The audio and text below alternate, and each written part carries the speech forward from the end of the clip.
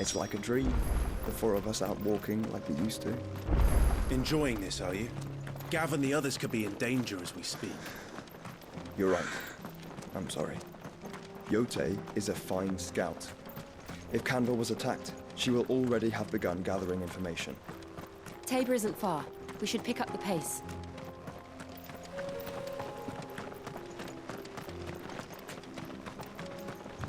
We can use the ruins to cross the ravine. Assuming they will allow it. The Echoes have a will of their own.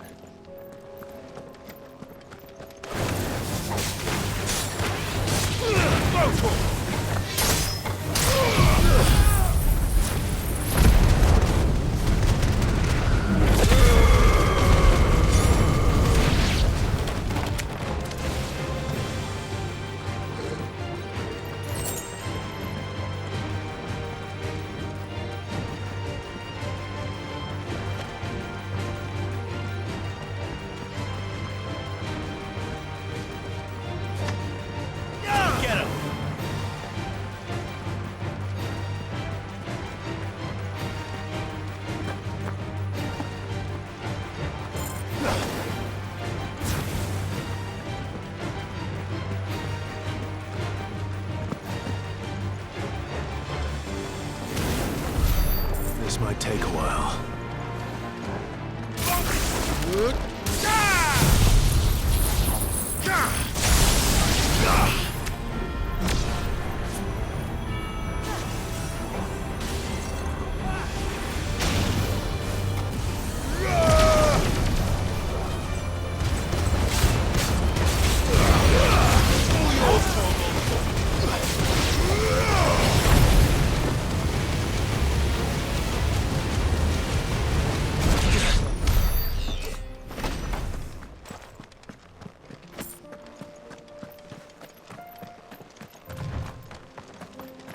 Tell us about Yote, Joshua. She's strong-willed, loyal, and deadly with a blade. Much like Clive, but with better manners.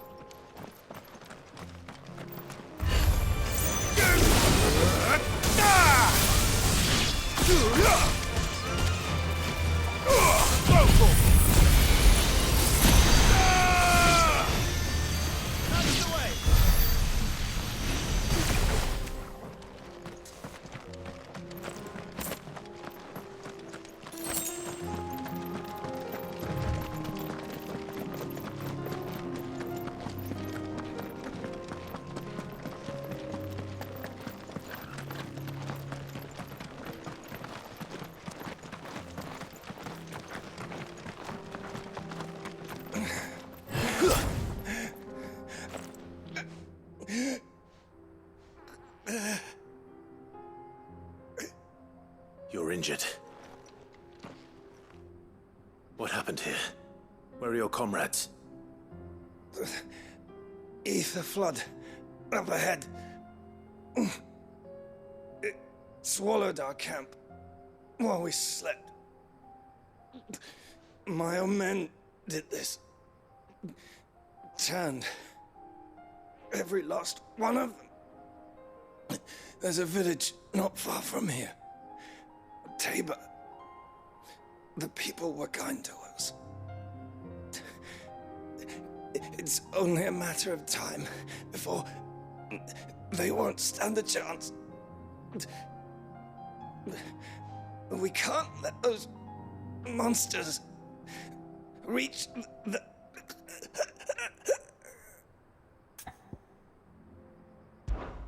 I'll go. You catch your breath. Thank you. Our encampment is up ahead. Just off the track. They must not reach Tabor. Forgive me, Lord Kuka. Rest well, soldier.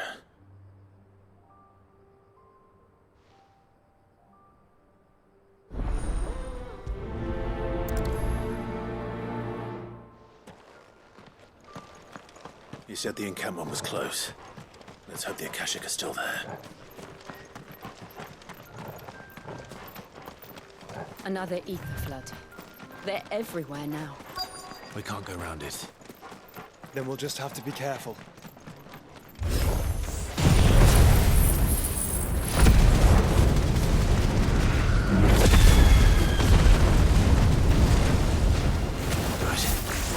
I got here in time.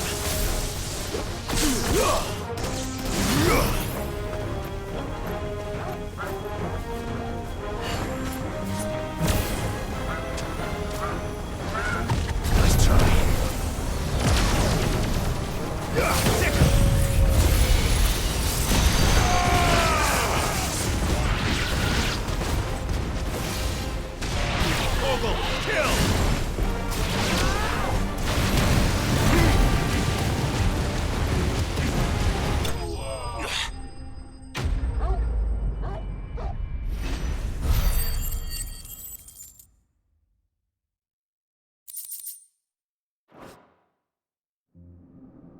Someone there! Please, I can't move my leg! That doesn't sound like an Akashic.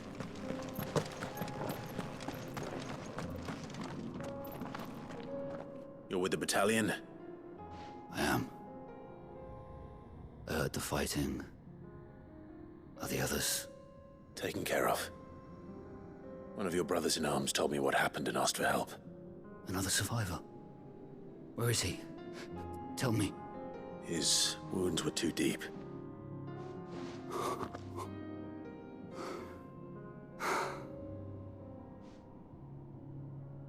He was right to send you. Those things you slew are no longer my brothers. Tabor is safe thanks to you. Here, you've earned it.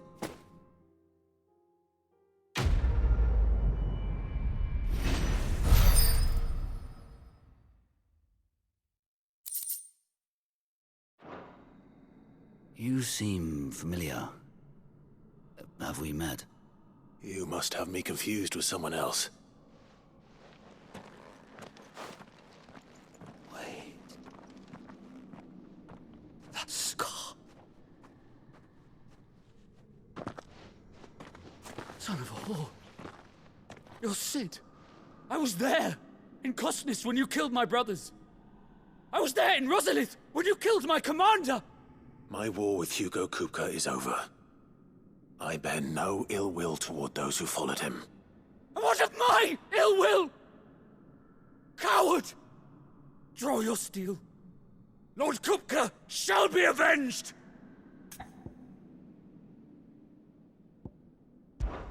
Fine. If you insist. For Titan!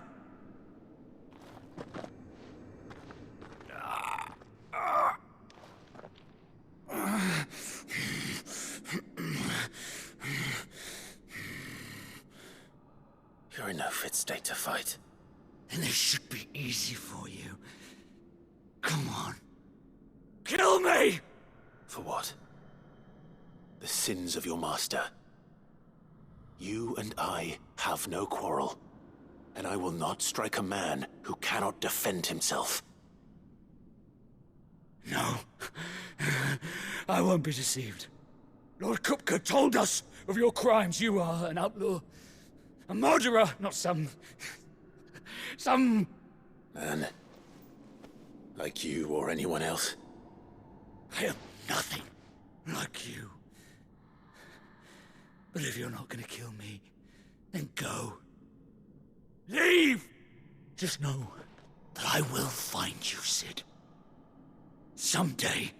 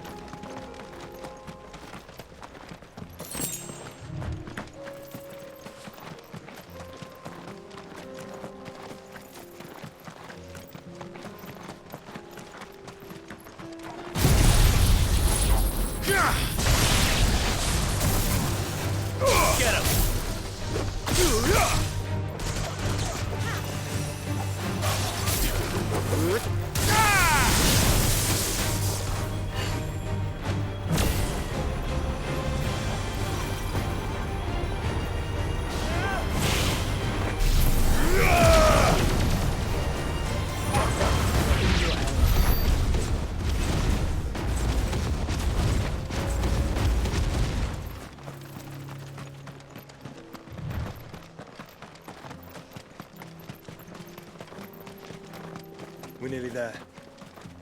Have you been to Tabor before? There are a few places I haven't.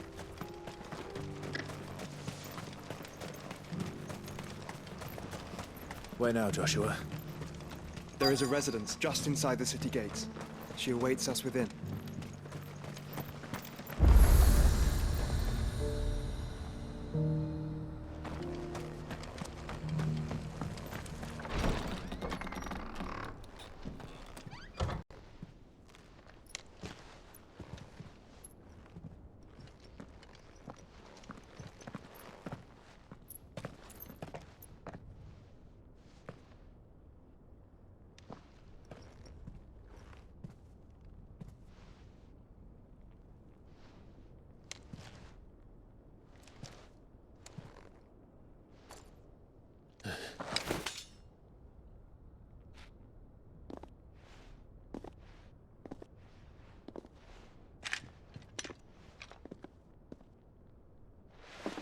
My Lord Marquis, it is an honor. I am Yotei, Knight of the Undying, charged with the protection of His Grace Joshua Rosfield, Keeper of the Flame of the Phoenix. Of course. It all makes sense now. Would you care to elaborate? The Undying are loyal servants to the ducal throne. Or more specifically, to its heir. They have served our family for generations, albeit from the shadows. Since their inception, they have been tasked with the preservation and enactment of the rites of ancestral communion. After the events at Phoenix Gate, it was the Undying who delivered me to safety. And since the day I left Rosaria, Yotei has been my constant companion and protector. Without her sword, I would not have survived my journey across the realm. Rise, Lady Yotei.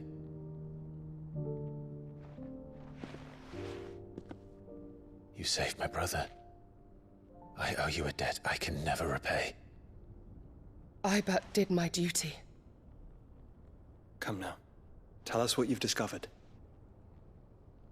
Your Grace. It is as you feared. The vessel we spied off the coast of the Crystalline Dominion on the night of her fall. It was the Einherjar. Beyond any doubt. The Black Galleon.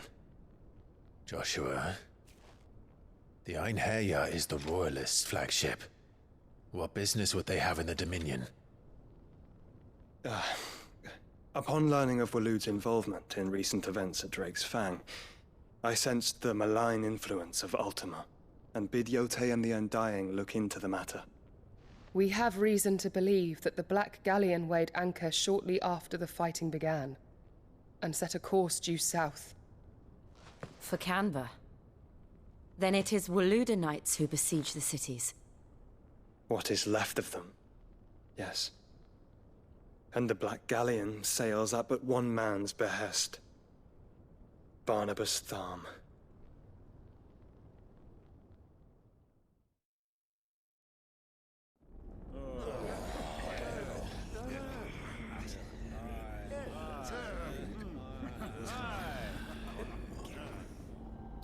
But are we truly safe here in the Agora? The city guard have been paid, if that's what you're implying. All the more reason for them to run. Well, you are free to leave, Lord Minister. Markets abandoned, warehouses aflame, blackened hulls choking every port in the capital. Canva is ruined. The realm teeters on the brink of chaos, and all you can think about is commerce! Forgive us. We were not aware Dhalmekia now subsisted on charity. Not quite. How dare you!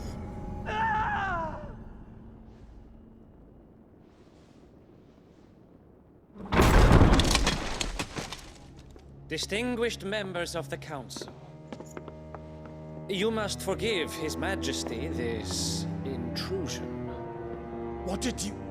What is the meaning of this? A trifle crowded, but I fear it will have to serve, my liege. Very well. My colleagues, do you not see? The king! He has come to save us from the Akashic.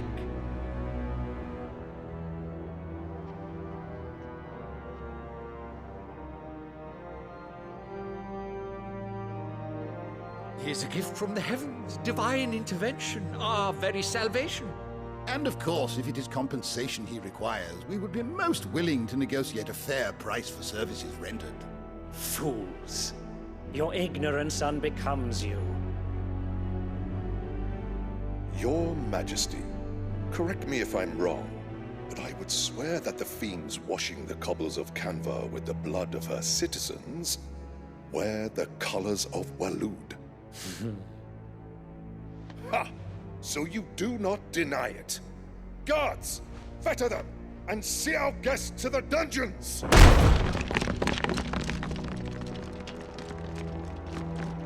Enough.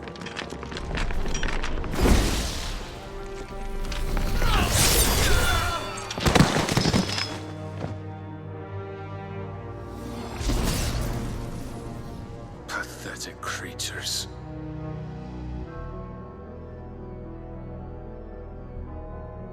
That you should imagine yourselves worthy of salvation. The girl is still here, somewhere in the city, her consciousness fair dripping with her late father's hubris. A consciousness to which Mythos is inextricably bound and inexorably drawn. See that he is made welcome. Yes, Your Majesty. Come, Mythos. Surely the prince's light cannot have sated you.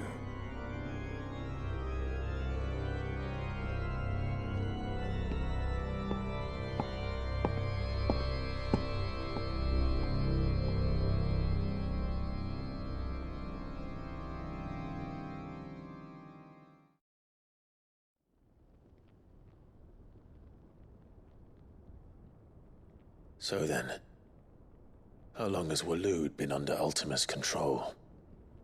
How long indeed? Based on what we know of Barnabas's actions, I would guess some few years, mayhap more. But to what end? What does Ultima want? The tapestry. Show them.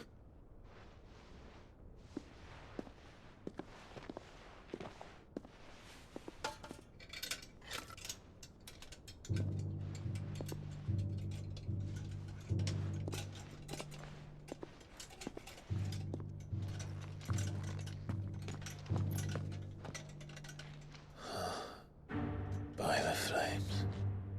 Phoenix Gate, Drake's Breath, and now here. But what is it? It is old, ancient, even. Naught remains of the faith it represents, save what can be gleaned from the image itself. None could tell me what the one in the apothecary meant, even the Undying. But I believe it may be the key to discerning Ultima's purpose. That figure in the center, the one beneath whom the icons congregate, that I believe to be Ultima. He is a god, or at least godlike, his very existence beyond our ken.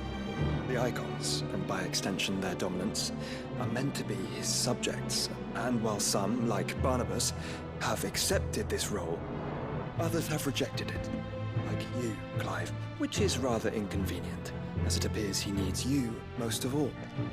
And gods don't like to be disobeyed. No, I don't suppose they do. Clive, may I tell Yotei of the lake? By all means. Yotei, I will be accompanying my brother to the Free Cities. Whilst we are afield, I would have you watch over those Clive has made his wards. Omielos delan tuisag ilith. Though well concealed, the hideaway lacks trained fighters to defend its occupants should they be discovered. But it is my duty to... As it has ever been my brother's duty, remember. If that is your wish, Your Grace. But please be safe.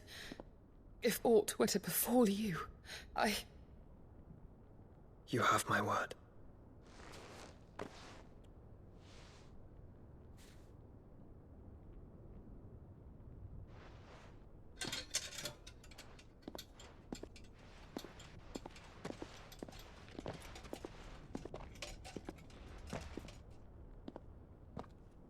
Farewell, my lord, my lady. We are in your debt, Yotei.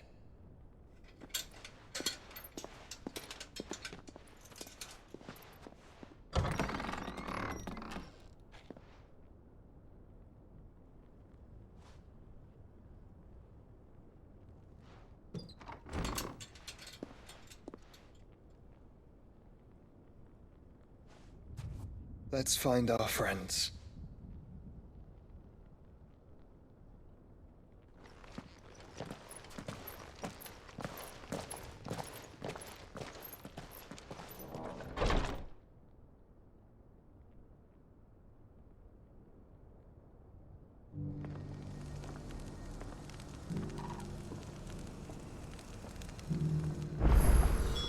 It's plain she cares for you very deeply. And I her, which is why I had to let her go. He was bold enough to heed her call. Are you buying or selling?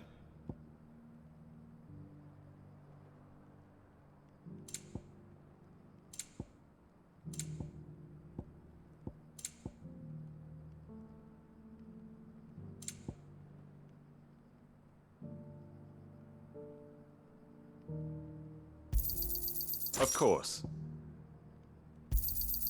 Anything else? Take care.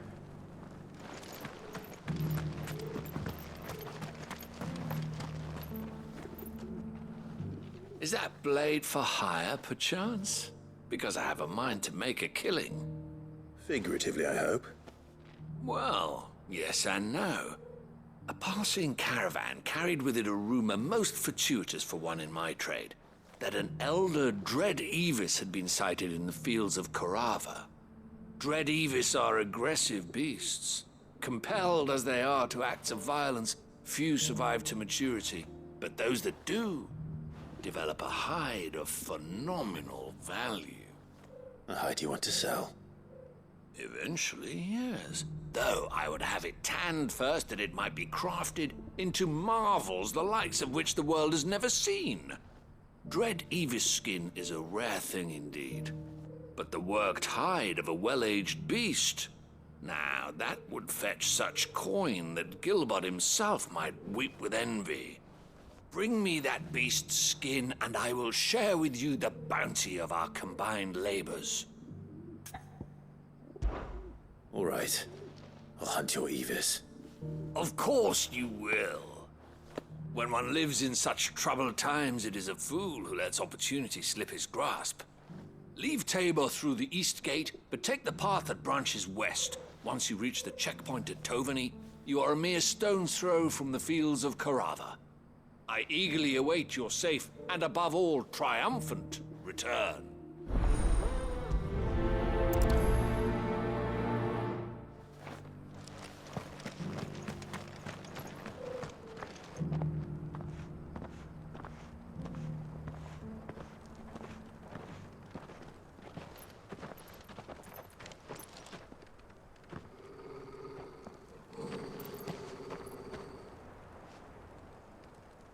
Cyril.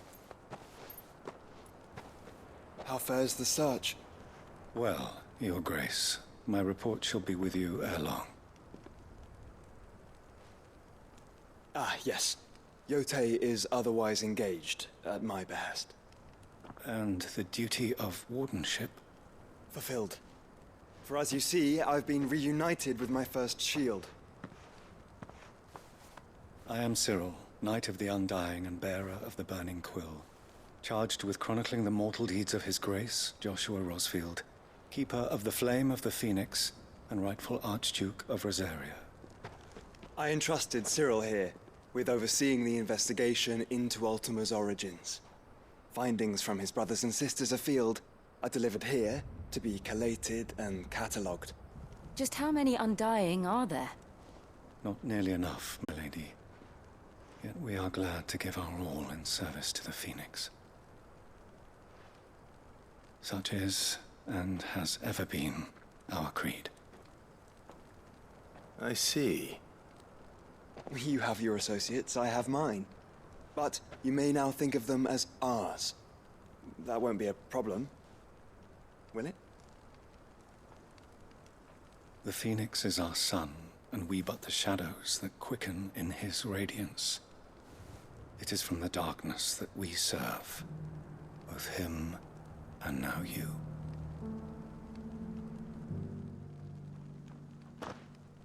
Pray accept this token.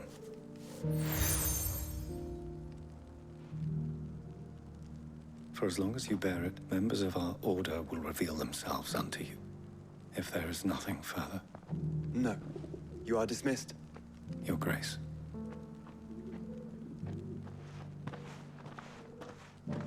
To Canva, then. We'll talk about this later. Cyril seemed very, You certainly keep strange bedfellows, Joshua.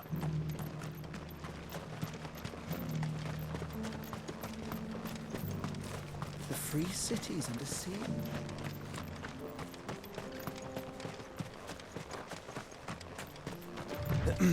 Are you sure this is the right way, brother?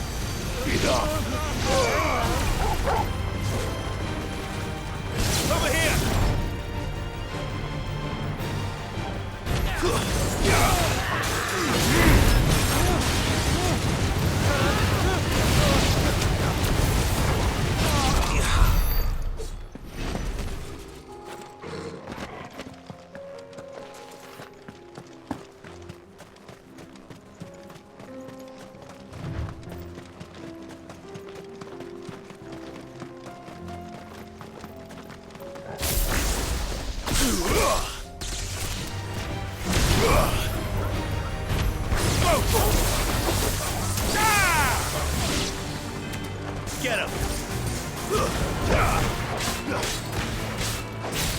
Over here! This one!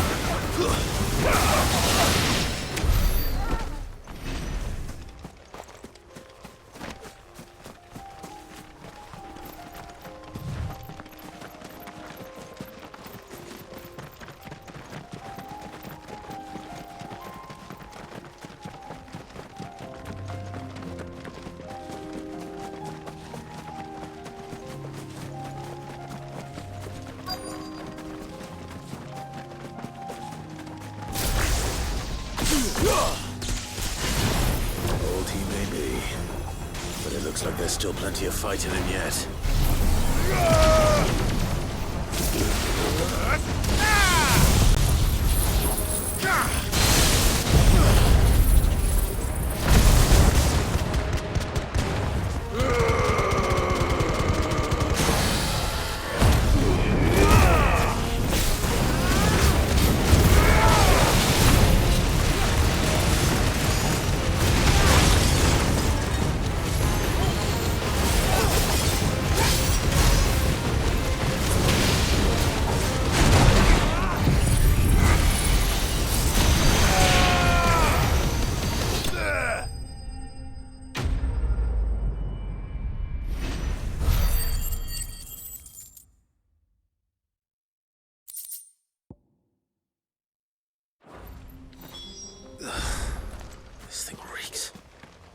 Sooner it's off my hands, the better.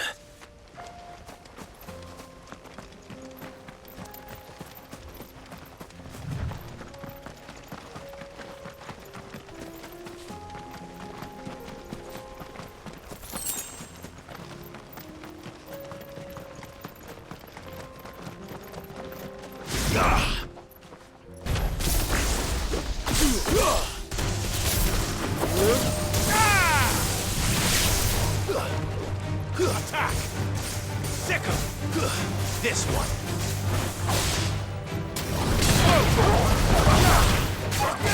This one!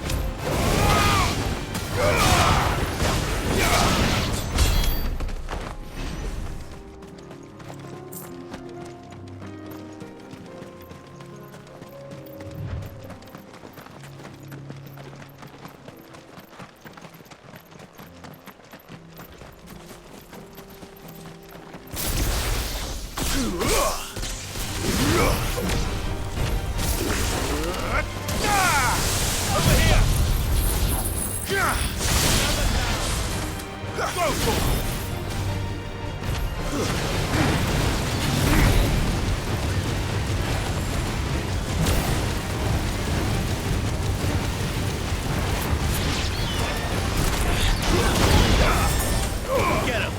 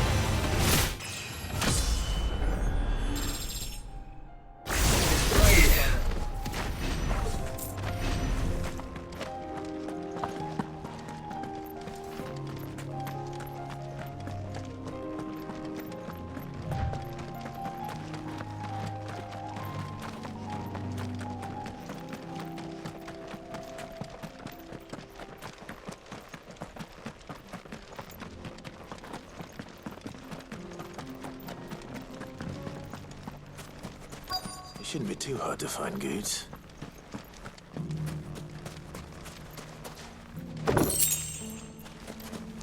Could be I know something more. What's it worth to you? I've got 100 gil and a chocobo feather.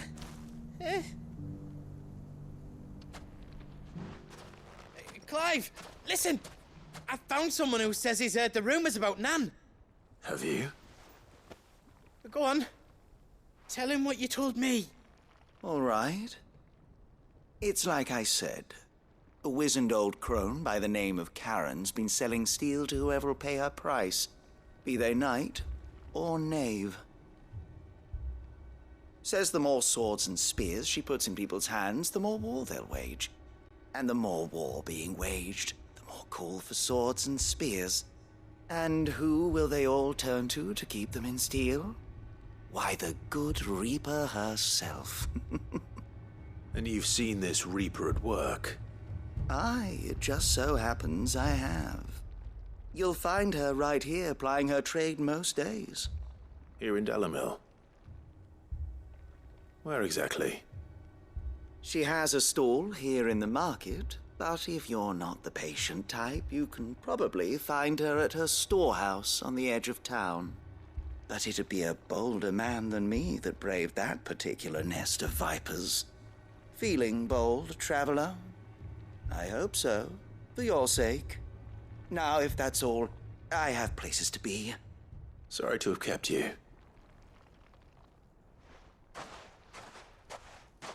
You don't think Nan's the Reaper, do you? Not unless she's discovered the secret of how to be in two places at once. Eh? What do you mean? Lady Karen hasn't left the hideaway in weeks. So who has been running this stall he spoke of? Good question. I'll go and have a look. And I'll visit this storehouse on the edge of town. All right, but be careful, Clive. You too, Goods.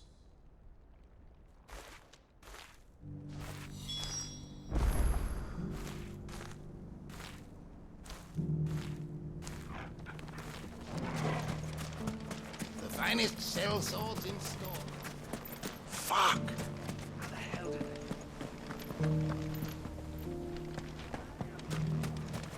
The gentlemen of the town guard are strapped. Mummy?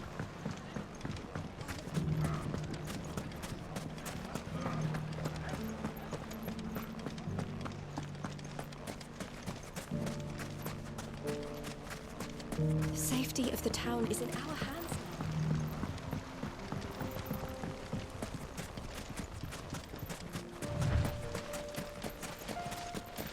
Time to brave the Viper's Nest.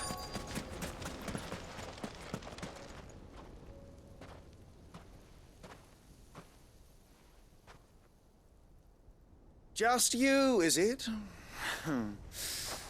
Thought I might have laid it on a bit thick. It was a fairly unconvincing tale. So, what now? That's up to you. Die a slow death, or a quick one. Boys, he's all yours. But that sword is mine. Now,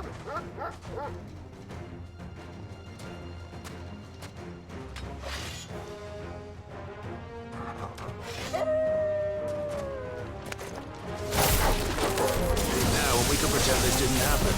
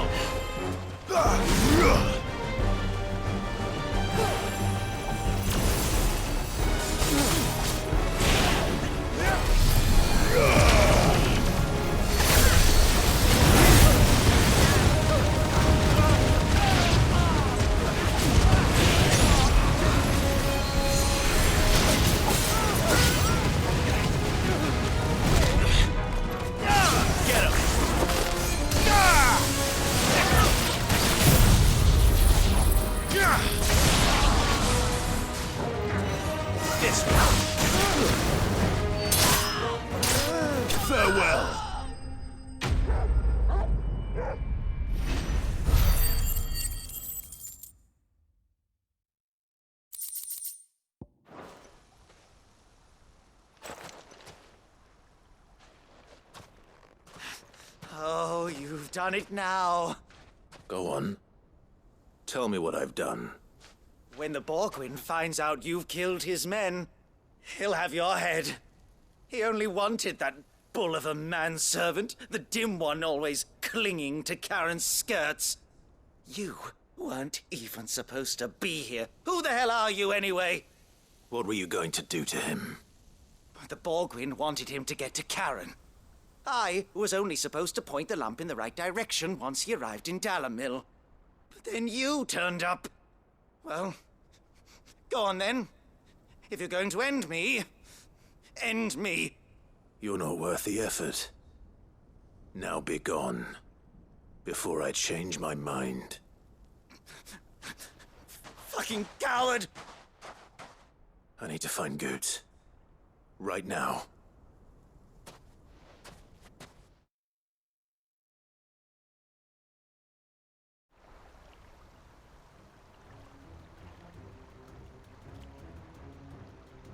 Get your filthy paws off me, you naughty-pated lout! Stop calling me names! And stop spreading them horrible lies about Nan!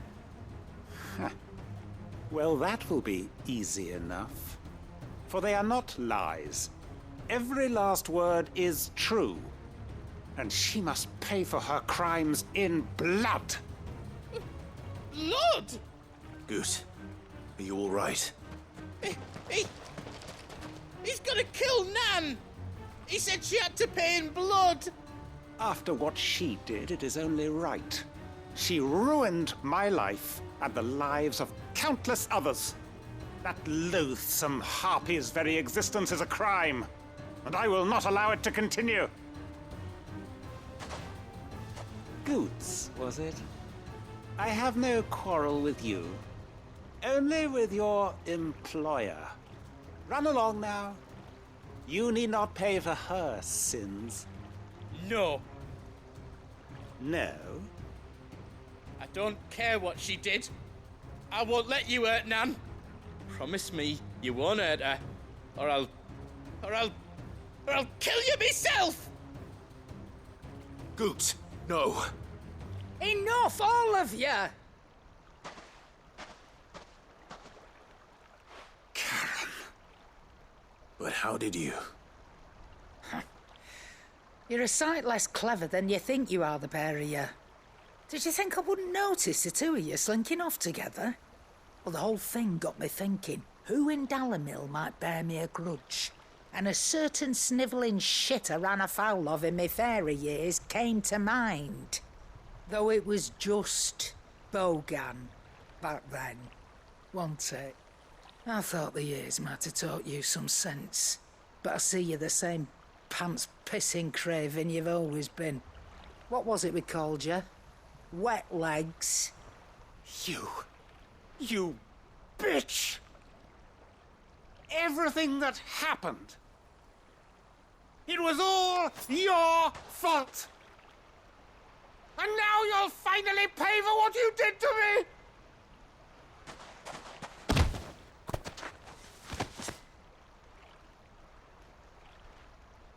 Goose, you... If you want a piece of Nan, you'll have to go through me. Fuck! You great galoot. Out of the way, I can handle this myself. So, wet legs, you remember what you told me when we last met? An eye for an eye. Wise words, Sam. Wise words. And now, it's time to collect.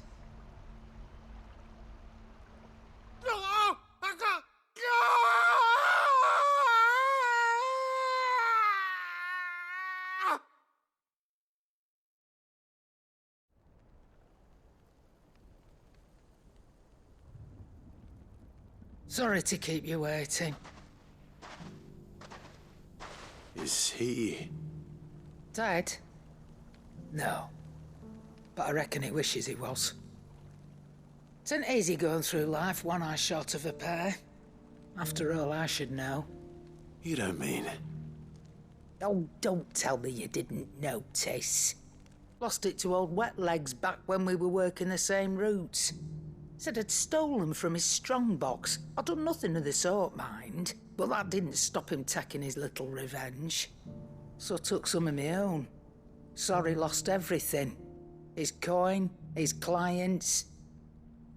Always knew he'd be back one day to claim his due. But he crossed a line dragging poor Goots into this. He didn't hurt you, did he? No, Nan. Still got all my arms, see? Legs too. But what if he comes back again? What if he does? First we take the other eye, then we work our way down. He'll learn his lesson soon enough. But something tells me the Wet Legs has learned it already. Right. Let's get you back to the hideaway. You've attracted quite enough attention already. Ta-ra, Clive. Remind me never to cross you, Karen.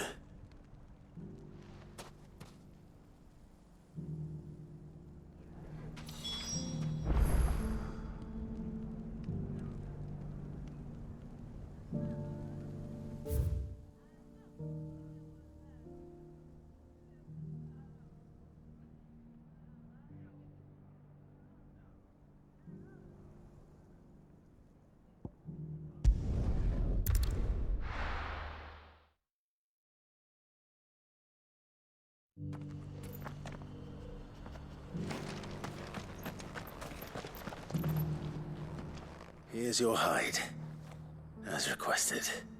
I worried you might never return. Quickly, let me see it.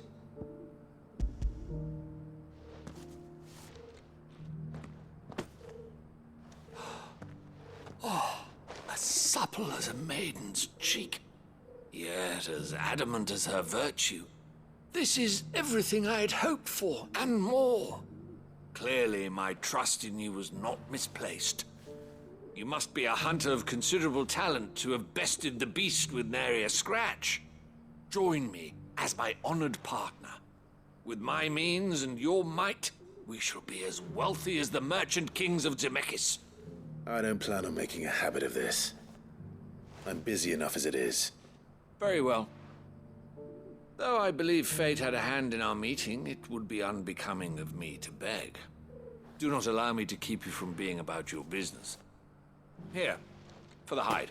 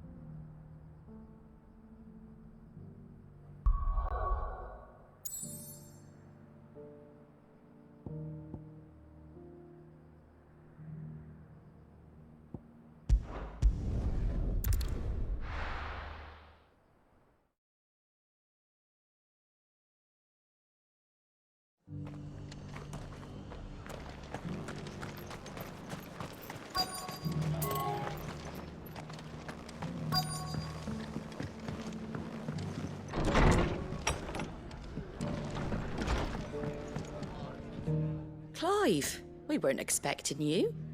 I wasn't expecting to be here, but it seems we still owe you a considerable amount of coin for your help with our rebuilding efforts. And though I doubt it's what you were expecting, we were hoping you'd take this as payment.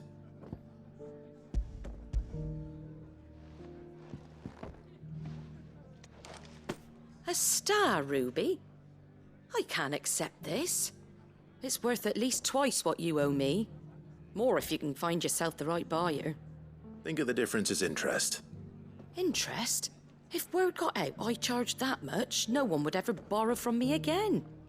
Anyway, why are you the one here asking me about this? I'd have expected Otto. Bit much sending the Lord Marquis out to settle your debts, isn't it?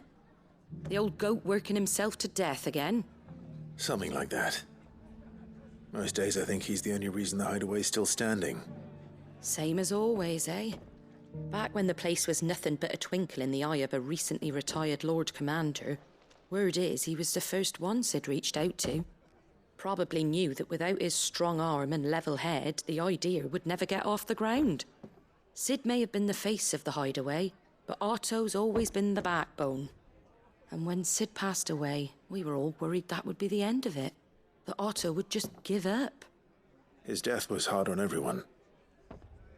But it must have hit Otto hardest of all. But he didn't give up, did he? Quite the opposite, in fact. If I recall, he was the one who nominated you as Sid's replacement, and rallied the rest around you. I reckon what he saw in Sid, he saw in you too. And don't we all? Doesn't hurt that you're half as stubborn and twice as handsome, neither. That, and you keep good company. I suppose I do.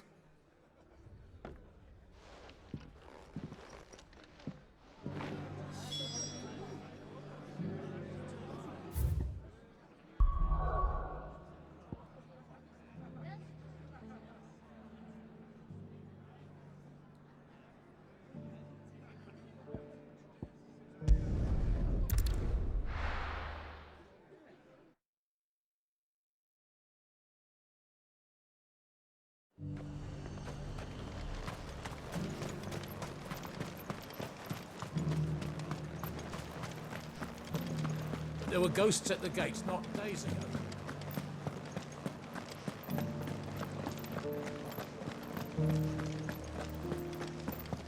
Those things I said before.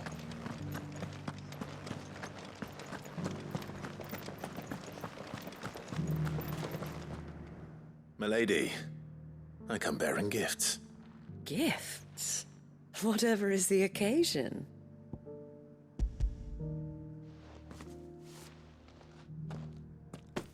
Oh my. Clive, you really have outdone yourself. Otto asked me to give it to you. To settle the hideaway's debt with the Veil.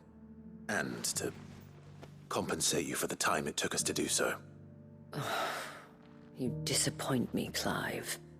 I thought you might finally be warming to me. Tell Otto he can keep his baubles. I tried to tell him as much the first time around. The man owes me nothing, nor does the hideaway. My contribution to the restoration effort was made freely and willingly. It was the least I could do. You once told me Sid did you a kindness. I'd like to do the same. Please, accept it. For my sake. And for Otto's. For all of us. For all you've done. It is rather fetching, isn't it? Very well. Otto is lucky to have you, Clive. I doubt anything could ever replace his son. But you and the others at the hideaway are the closest thing he has to family. Otto had a son. Long ago, yes. Sid told me Otto lost him when he was just a boy, and blamed himself for not being able to stop it. I don't know how it happened, whether there was anything he could have done, but it was clear that it weighed heavily on him. I didn't know. How could you have? I doubt anyone did. Besides Sid, I've never met a man more keen to bear his sorrows in stoic silence. An ill habit, given that both have always been surrounded by friends desperate to help them. I'm beginning to see that.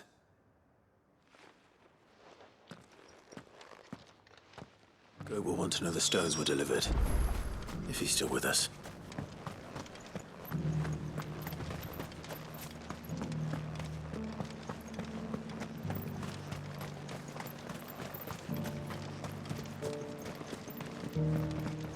To the meadows, then.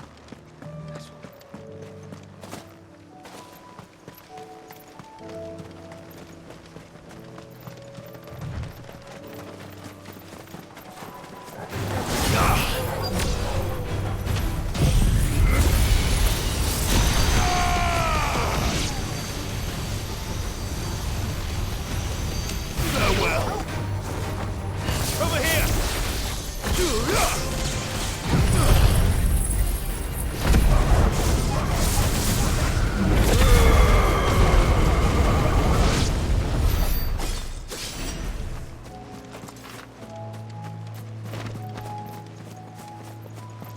Hippocrates said I should be able to find what I'm looking for somewhere nearby. Bright blue dragons and bright yellow flowers. Should be easy enough to spot.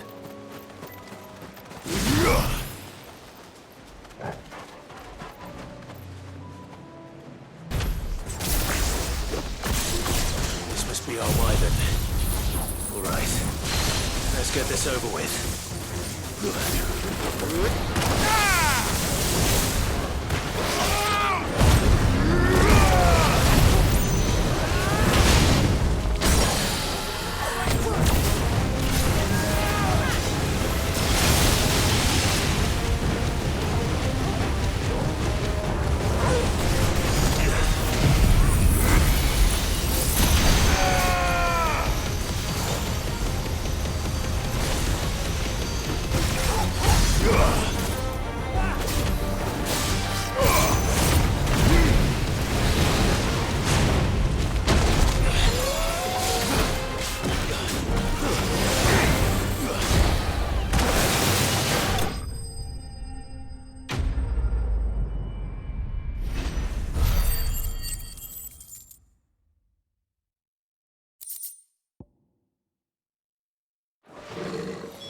That's the wyvern's liver.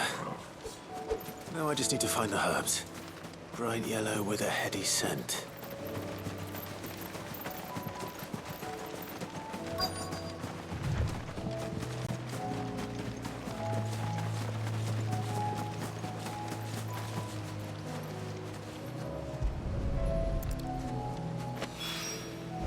I think that's everything Molly needs to resurrect her recipe. Better head back.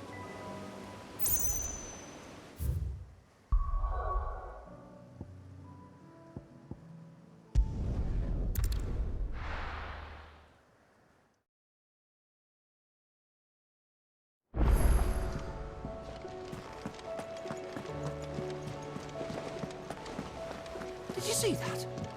Tell me you saw that. I pity those in the villages. Goat. Still alive, I see. So Lady Karen accepted the ruby. Ah, about that. I tried my best, but she was just too stubborn to take it. She threw it right back in my face, in fact, and told me I could stick my stupid stone where the sun don't shine. Karen refused payment. I hope it wasn't something I said. I'm sure you were as tactful as ever. Let me see what I can do. Oh, wonderful. I hope you have better luck than I did.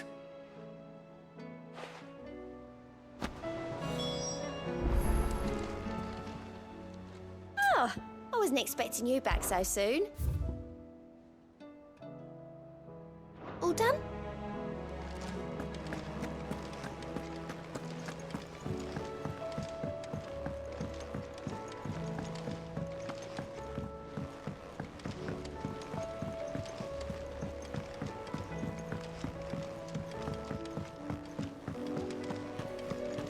Seems the hideaway's lost its appetite. So, did you have that word with Tomes then? I did, and he was as helpful as ever. He told me exactly where to look, in fact.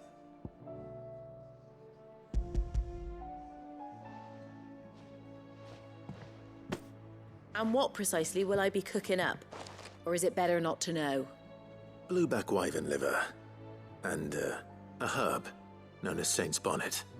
Ah, wyvern livers, was it? Well, at least it weren't actual worms, I suppose. Now then, you stay right where you are. I've got some cooking to do. Let's hope these grand old chefs of yore knew what they were on about.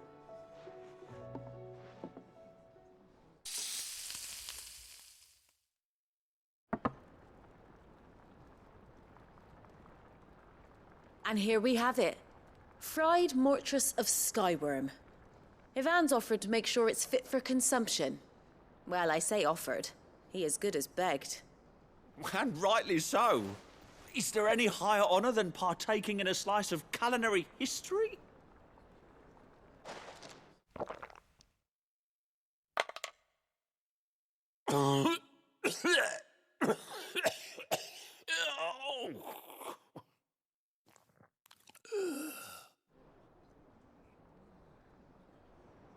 So, not fit for consumption then?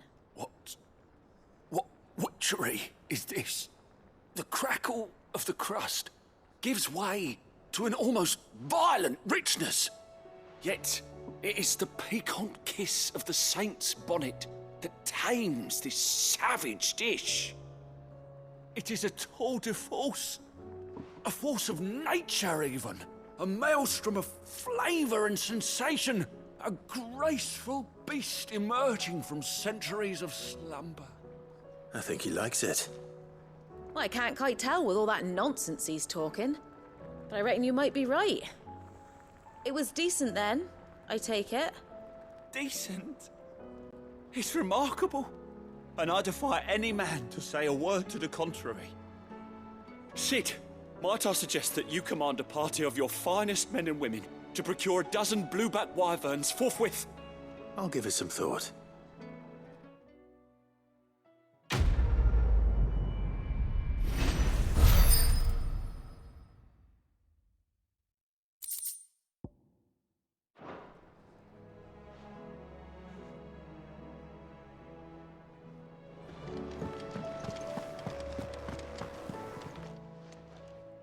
Lady Karen, Goad tells me you weren't happy with our offer. Would you prefer the debt was repaid in coin? What debt? I don't recall lending any of you lot me hard-earned gil. I may have tossed a talent or two in the Hideaway's coffers, but those were donations, and you can hardly call it charity if you go asking for it back. Of course not. But one good turn deserves another. And our circumstances have changed. Surely you wouldn't shun the gratitude of a pauper who happened to have become a prince. Oh, so you're a prince now, are you? Fine. But I'm selling it and taking what I'm owed, then you're getting the rest whether you like it or not.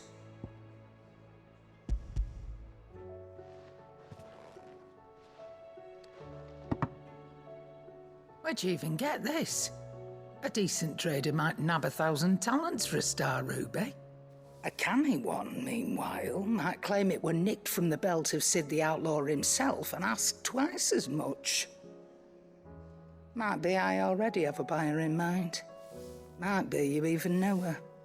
A fine continental maid whose beauty's only eclipsed by a guile in commerce. You wouldn't mind, would you? Not at all. Just be sure to tell her that it's always a pleasure doing business.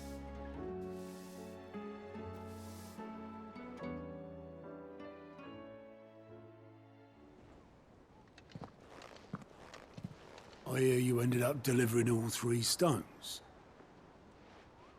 Thanks to this lump. I sometimes wonder what I pay you for. Speaking of which, I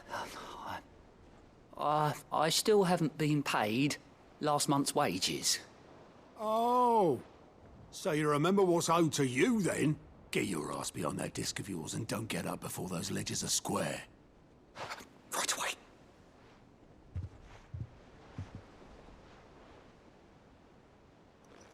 I've seen that before. You have, yeah. Plenty of times. It was the only goblet Sid ever used. Either out of habit, or because the filthy sod couldn't be bothered to find a clean one. I knew so little about him. Like most people. Martha and the Dame both seem to have fond memories of him. I bet they do. How long did you know Sid before he... Before he died. 20 summers, give or take. Back in the day, I was a purser on a trade ship, which is where I met him. He bought passage to... I forget where. But having nothing better to do on the long nights, we set up drinking island rum till the morning bell dragged me back to my duties. Quit my post not long after that. on account of making a fine maiden's belly fat. But me and Sid stayed close, promising we'd one day sail the seas again. That was before fate stepped in and said she was having none of it.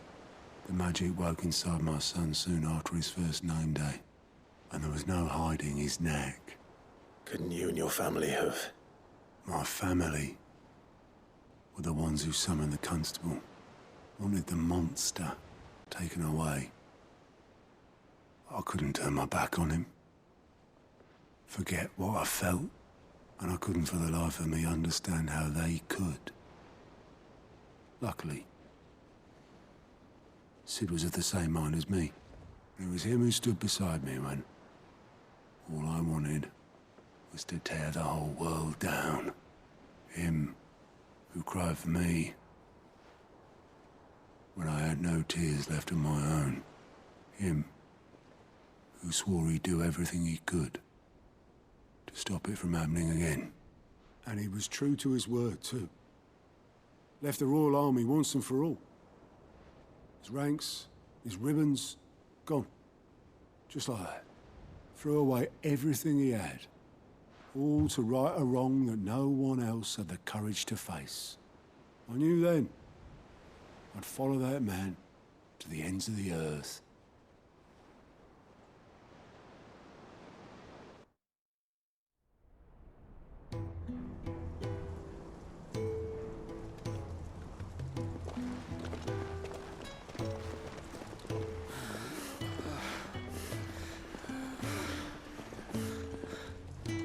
He was always too clever for his own good, was Sid. Saw the world for what it really was, while the rest of us were content to go along with the lie we were shown. And it can't have been easy, bearing that burden alone.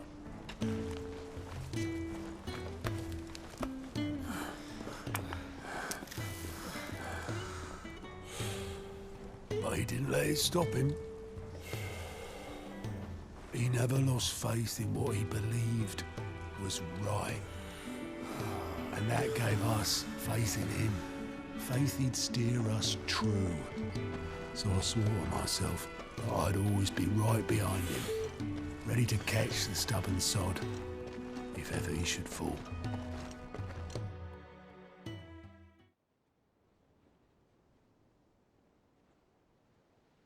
But I couldn't even do that.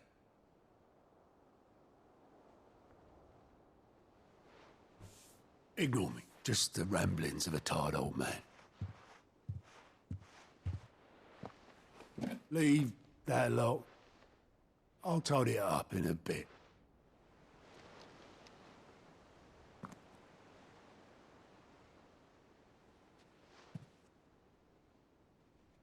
This is Sid's handwriting.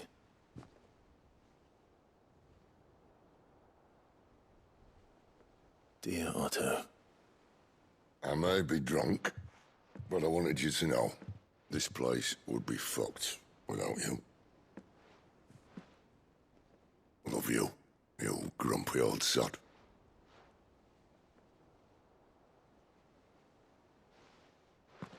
This note. Hmm? What about it? Sid was right. Without you, we'd all be lost.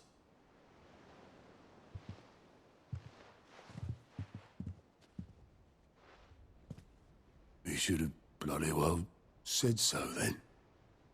Just once. Before he went. But then, why would he? Him, or anyone? I'd only have told him to piss off.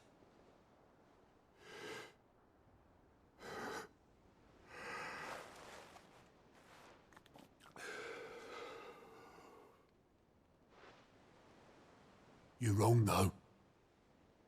Both of you. It was never just me keeping the hideaway afloat. It was all of us. I just shoved people in the right direction. I barely seem to be able to do that anymore.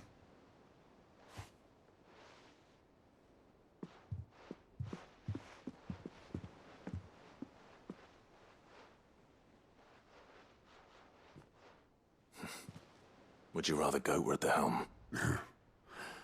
Well, maybe I've got a few more years left in me.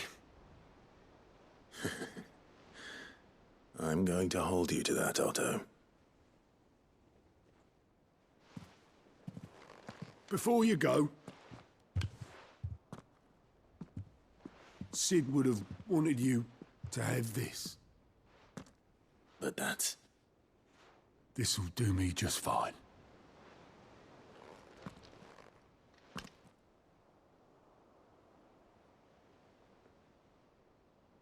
Thanks for the ray of sunshine. I'll see if I can't pay you back. Already have.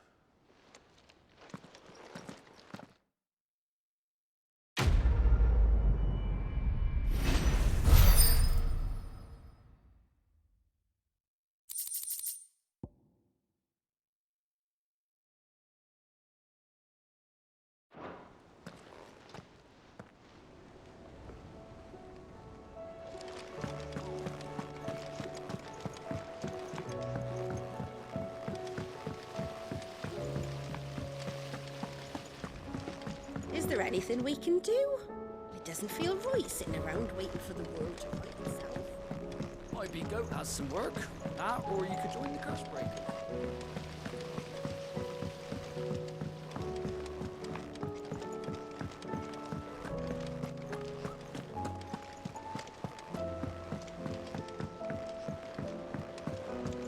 Did you see that?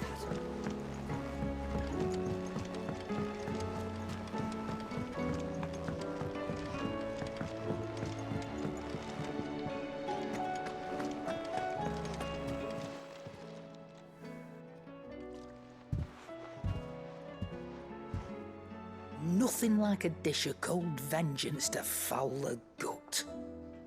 I'm sorry, Nan. I didn't mean to make things worse. I just thought I had to protect you. Like you've protected me. Aye, well, someone had to. Your parents certainly didn't give a whit for your well-being. Reckon the both of us would be worse off if I'd not taken you on. You've always been me right eye, Goots. And I'd have you stay that way. So don't you dare go looking for trouble again. Well, I will. If you ever need help, I'll do it again and again, and you can't stop me. Why, you big lump. Fine. Play the hero if it makes you happy. Thanks, Nan. I won't let you down. There's nothing he wouldn't do for you. That's as maybe. But if he's ever to make his own way in life, he'll need to start looking out for himself as well. Till then, he'll need people to watch his back, just like you did in Dalamil. Don't think I didn't appreciate that. Of course. His family. Stop it. You make me one good eye, mister. I don't go thinking that'll do you any favours. A potion today'll cost you the same as it did yesterday.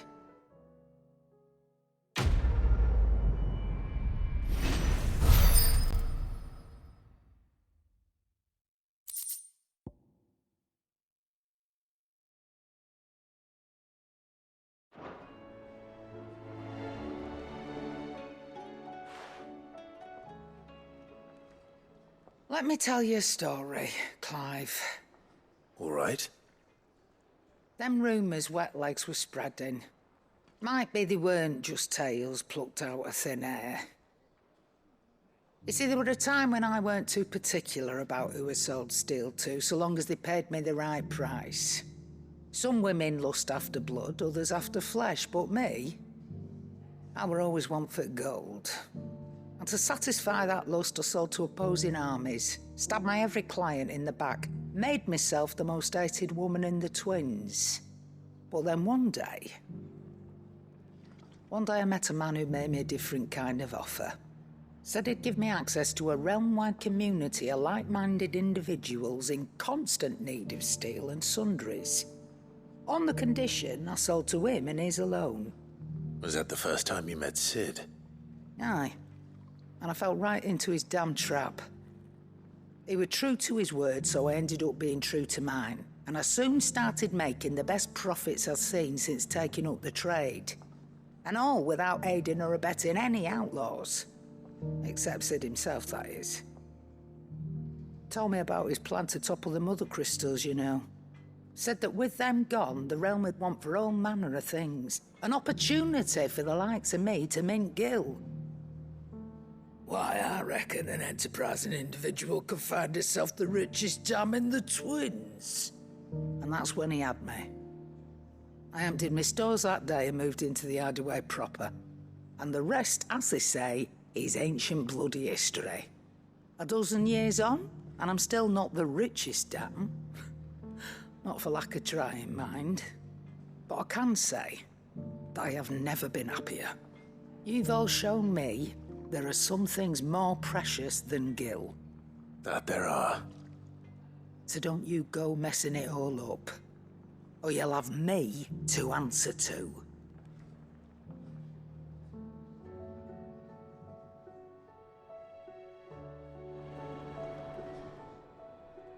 Still alive, are you?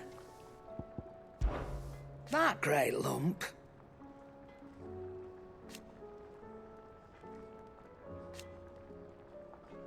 No.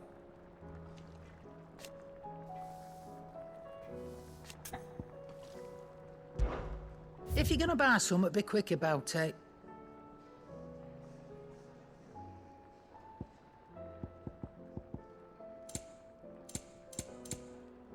Is that all? Do you see the pair that got pulled into time?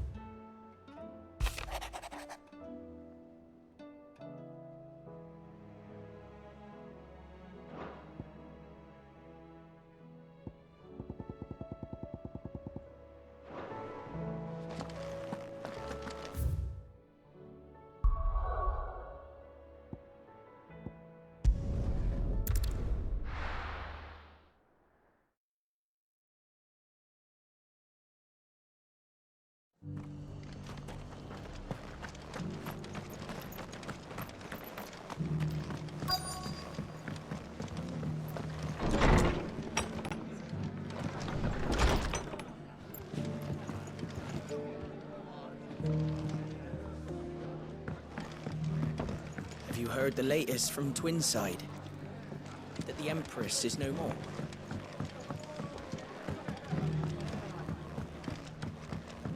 My lord Marquis, is that you? It is you. Then you received my letter. I am Sebastian Rutherford, Chief Steward of your Lord Uncle's estate. Of course.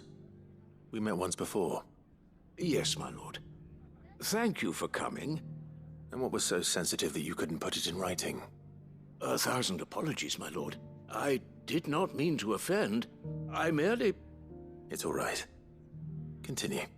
I am here at Martha's Rest, at the behest of your Lord Uncle, tasked with learning what I am able of the realm's current state of affairs. And what I have learned is grim. The fall of the Mother Crystals has left Storm in a state of utter disarray. The subsequent darkening of the heavens has only made things worse. Akashic attacks, once unthinkable, are now commonplace.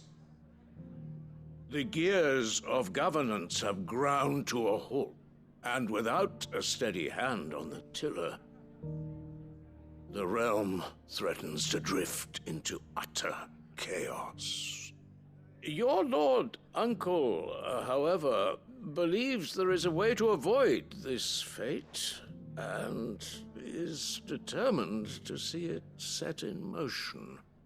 That sounds like quite the undertaking. It is. Hence my having enlisted the aid of several colleagues serving the 7 high houses. Alas, I have lost contact with 2 of those colleagues already. They are both able-bodied and trained in the sword, yet in these dark times even that may not prove sufficient to keep a man safe on the road. So you want me to find them? I'll need to know where they went. One I sent to investigate the Republic, the other the old Imperial capital of Oriflamme. That doesn't exactly narrow it down. I suppose I'll start in Dalamil and work my way east. Thank you, my lord. I shall pray for your success and safety.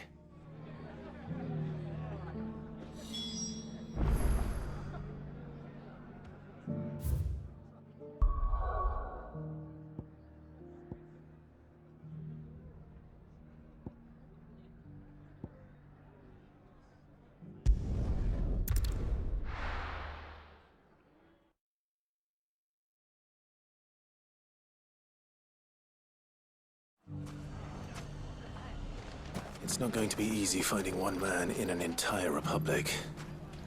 Let's hope someone here's seen something. Look what they've left us.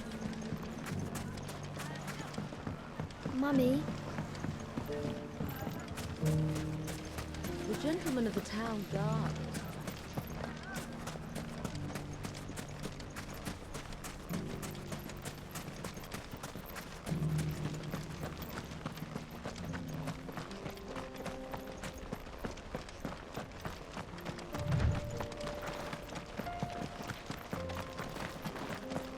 Someone's got himself in trouble.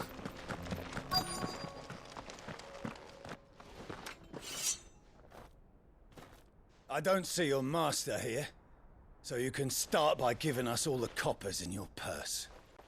I already told you, I have nothing. Then maybe we'll take that pretty outfit and the steel you're wearing. Please! These men are trying to rob me! I'll deal with this. Thank you. You that one's master, then? If you'd kindly pay the coin he owes us, we can pretend you didn't draw your blade on Republican soldiers. Or you can go back to your garrison and I won't report you to your captain. Oh, you're more than welcome to.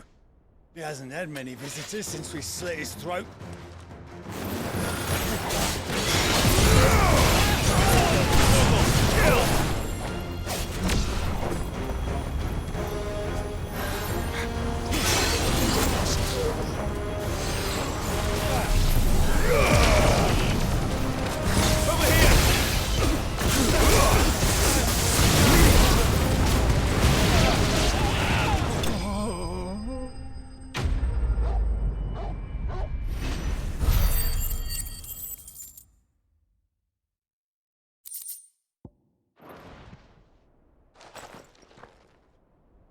I'd expect as much from Hugo's faithful, but these were men of the fist.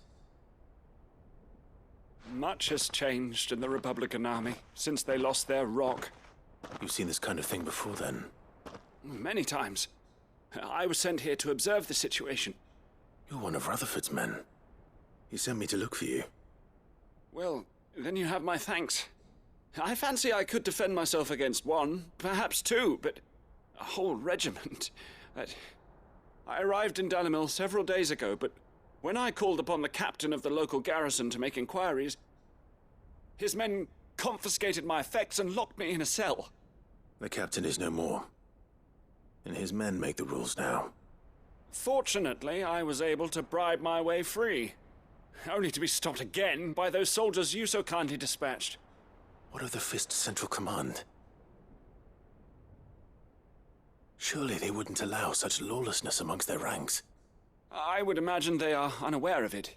Most of the army has fallen back to the capital and hunkered down behind her walls. Those who weren't recalled now rule the fringes unchecked, answering to no one but themselves. Then it's worse than we imagined. You should return to Rosaria. It's not safe here. I'll find a caravan heading north. You won't mind if I borrow one of these soldiers' coin purses?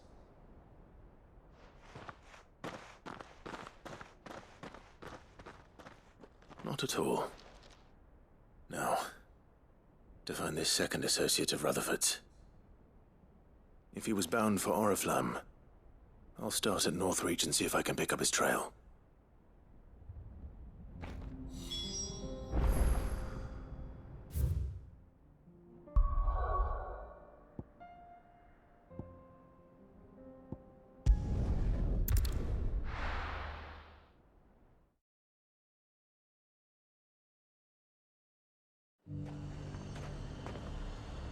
There's a lot of road between here and the capital.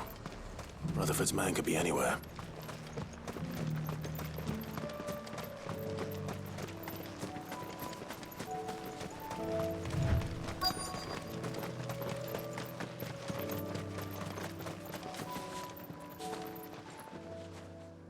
What happened here?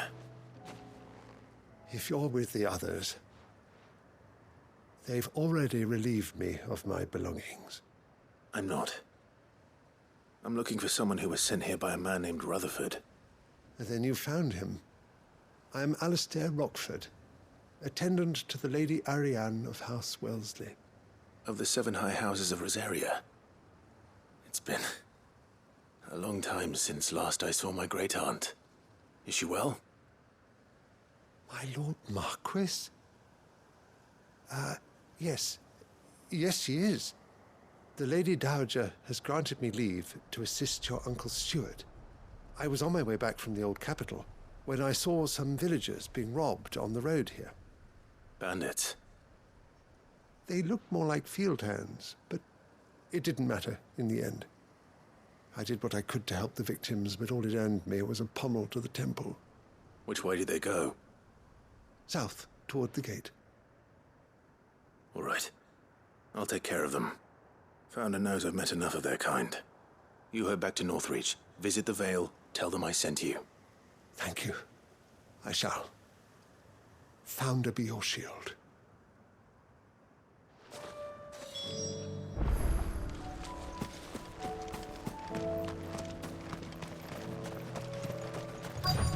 They just couldn't resist, could they?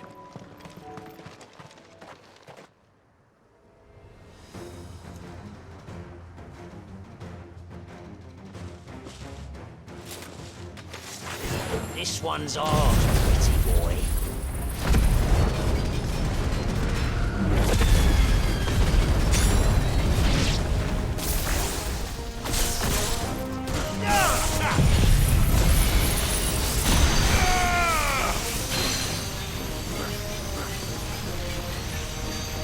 All yours, Torgal.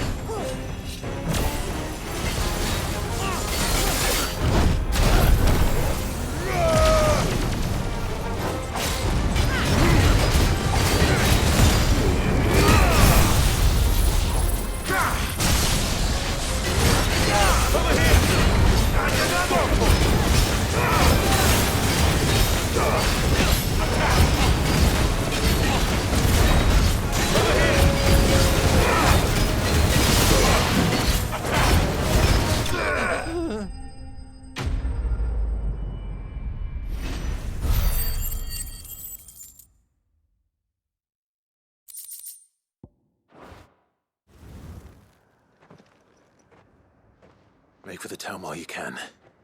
There may be more bandits nearby. You don't need to tell me twice. Many thanks, traveler.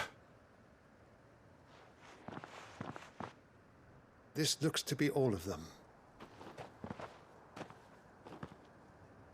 I thought I told you to make for the Vale. And stand by as ill might befall the heir to the ducal throne. It's just Clive, and I'm fine. Which is more than can be said for you. I will survive. Strange that the garrison wouldn't intervene in such a brazen attack so close to their gates. The garrison have their hands full inside the city. Some days they don't even send out patrols. There are few hands left to work the fields, and even fewer to transport the grain.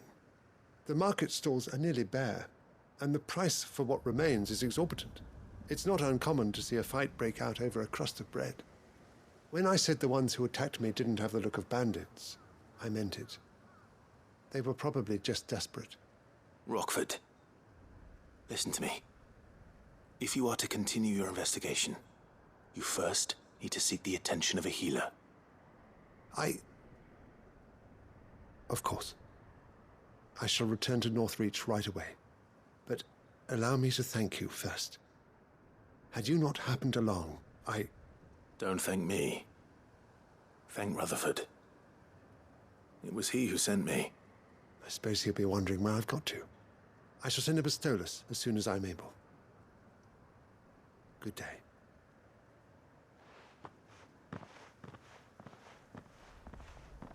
My uncle certainly has his work cut out for him. If it isn't already too late. I should go and tell Rutherford that his colleagues are still in one piece.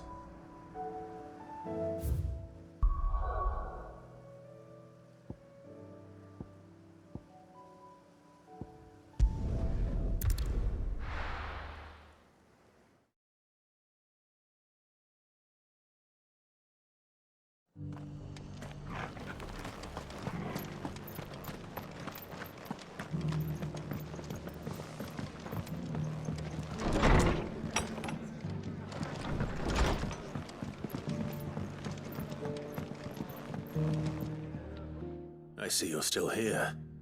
The Rest's location affords a constant flow of traders, and with it, a constant flow of information. Speaking of which, I received word from both my associates. They have resumed their investigations, thanks to you. I only happened to be in the right place at the right time. They both seem to think the realm's prospects rather grim. I am afraid that grim would be putting it lightly. Storm is in crisis, and if we are to free her, we must work quickly. And we must work together. Such is your Lord Uncle's wish. As it is mine.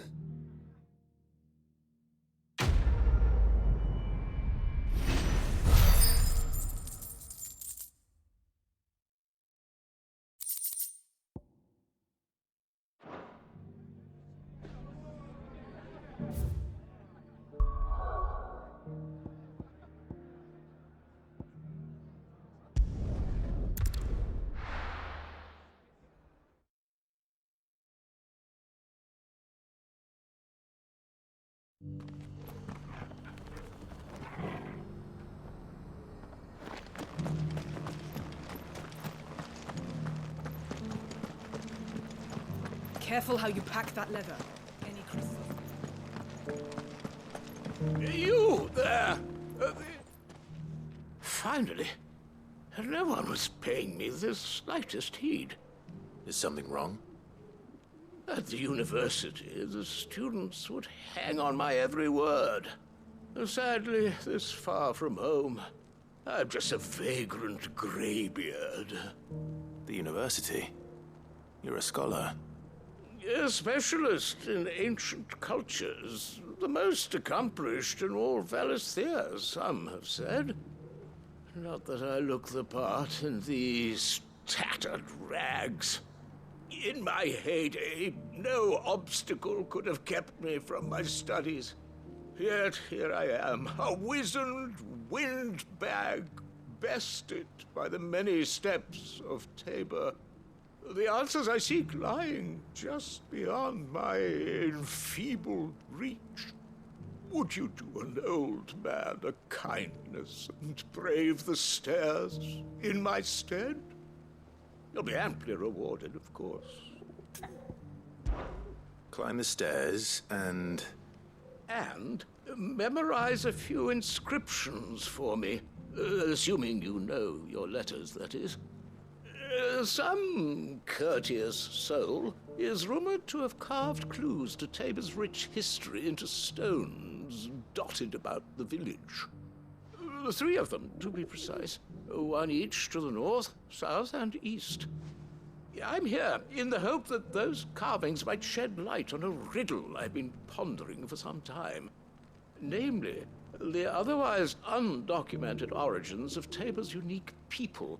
People quite unlike those of neighboring lands. I can't promise I'll remember everything perfectly. Remember what you can. I'll piece together the rest. Make for the domed pavilions, and you'll have no trouble finding the stones.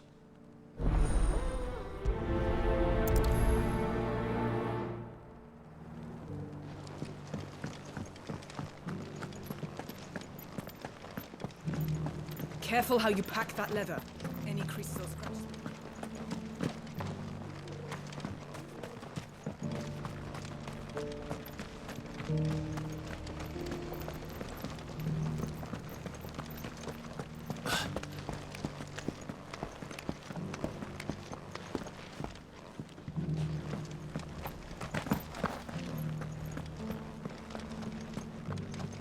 So it's these stones to Canva, and the rest of the boxes to Dallin.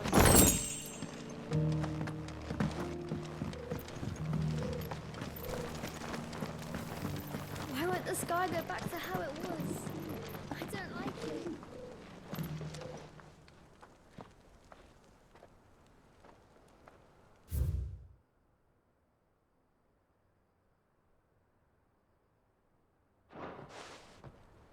No history would be complete without mention of the Mother Crystals.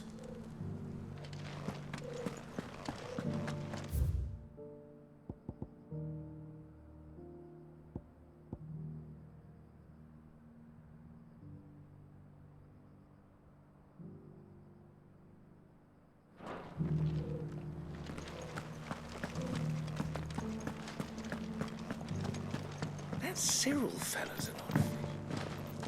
Scholarly thoughts.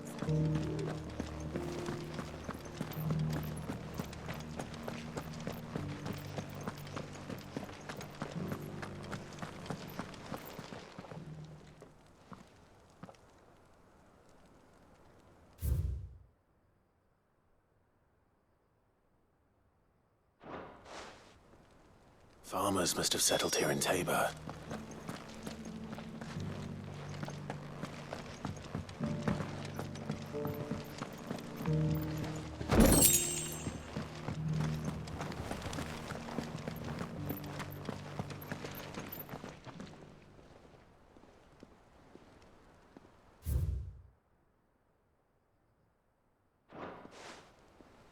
What golden plains might the wanderers have called home, I wonder?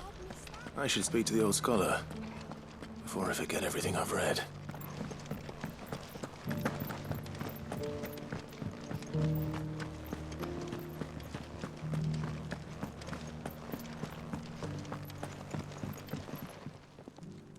The engravings were in good repair considering their age. Oh, would that I could have seen for myself. Come, don't tease me now. What did you learn of this place and its people? Let's start with the engraving to the south, shall we? What did it say?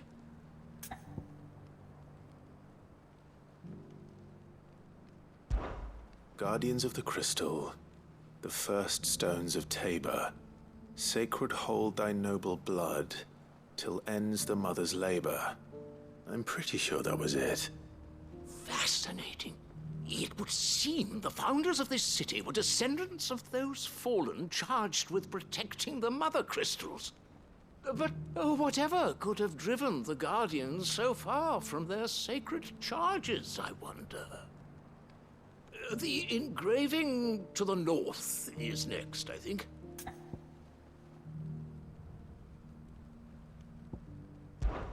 Wanderers of the Golden Plains, lay your roots in stone.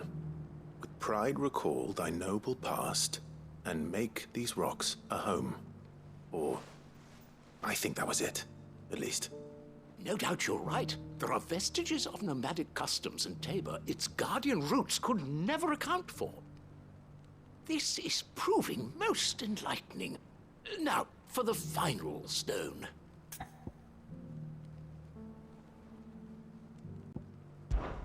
Children of the hunters, now tillers of the land, reap her promised blessing and give praise her gracious hand. That's all three. And so, we add primitive farmers to Tabor's founding peoples, the final piece of the puzzle. 3 engravings, one for each of the 3 peoples to have settled Tabor in ancient times. Guardians of the Mother Crystal, wanderers from across the plains, and last but certainly not least, hunters turned farmers. Little wonder it was so difficult to trace the roots of Tabor's culture. Those roots reach down through 3 distinct traditions. Nonetheless, one cannot help but wonder why this fact is not better known among scholars, given that the stones stand here for all to see. Too many stairs, perhaps. Ha! Too many by far. Here, and thank you.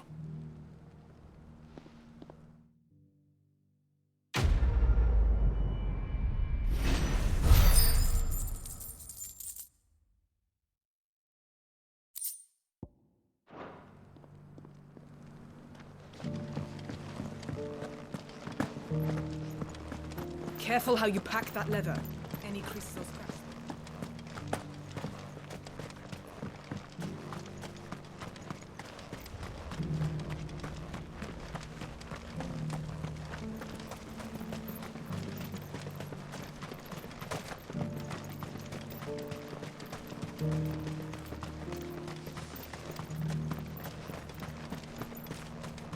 The free cities under sea?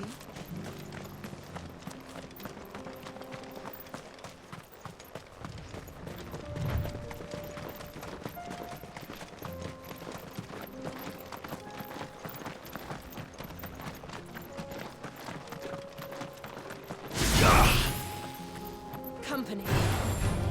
Orcs. Then let us be rid of them.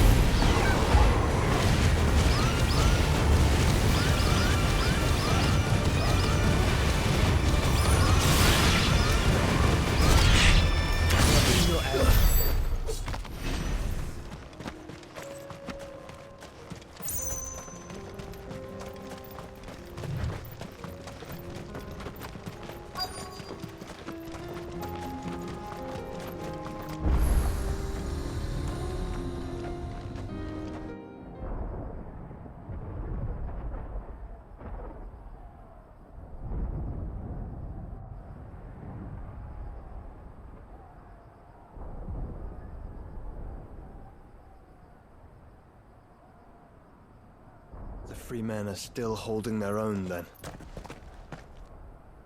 Do we have any idea where Gav and the others might be?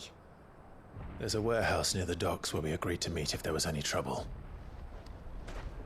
We should hurry.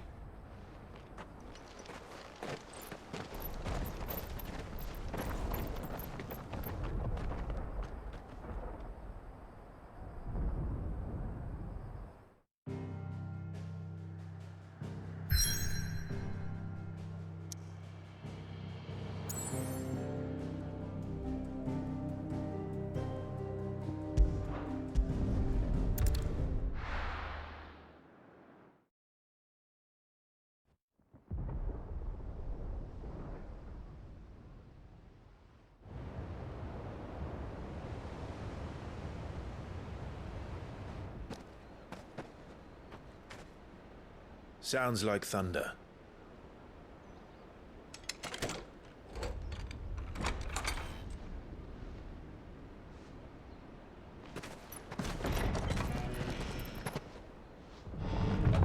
You're late. We're starting to think you'd stumbled off a cliff. I seem to recall that was you, Gav. Good to see you. Any trouble on the road? Nothing we couldn't handle. I knew you'd come. Is that who I think it is? Yes. Allow me to introduce my brother, Joshua. Clive's told me all about you. Or even listening most of the time. Name's Midadol, but everyone calls me Mid. My lady. Hey?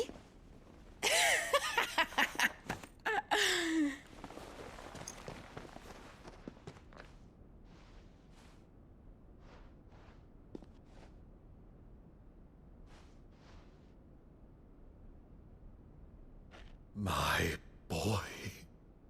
Uncle Byron. It's really you. I never thought I'd see the day.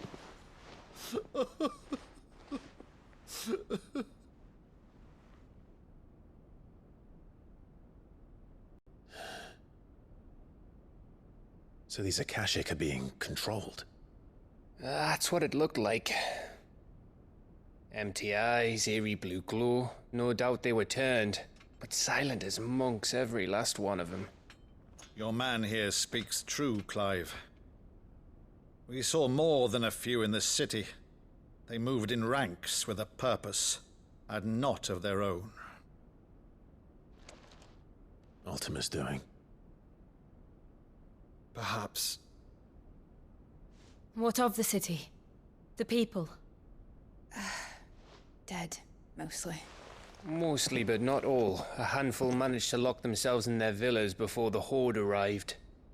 Some in the Merchants' District to the west, and a few others on the far bank. If the Akashic stumble across either hiding place, a few bolted doors won't hold them for long. We need to find them. And quickly. What do you propose? We split into two parties. I will make for the Merchants' District, while you look to those across the river. Mind keeping an eye on my brother? Not at all.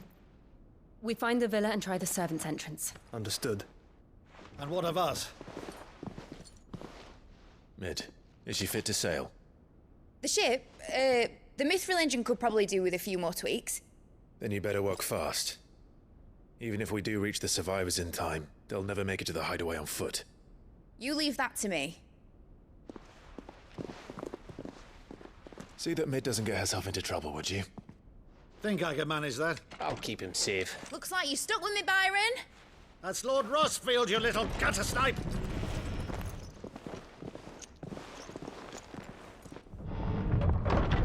Shall we then? And you keep Clive safe. Be careful. Both of you. You too.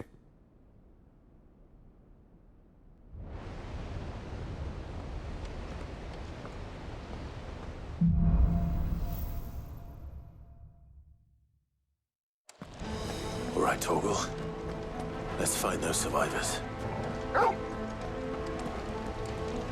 They don't stand a chance against those things.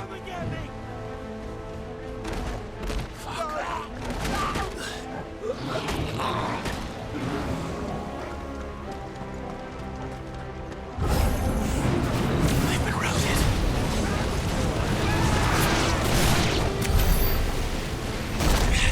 They're wearing Waluda armor.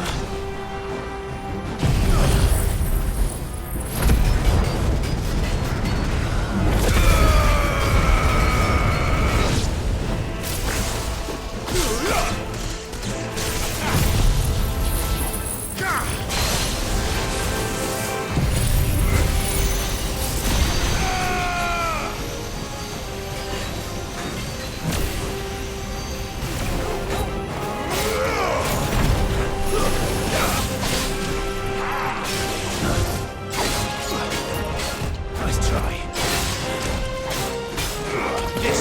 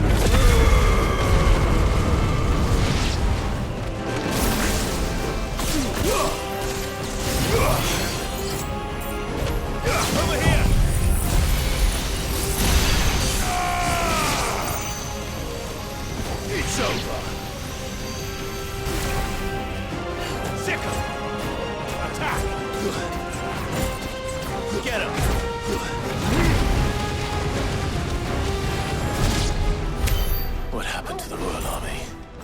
There's nothing but monsters here.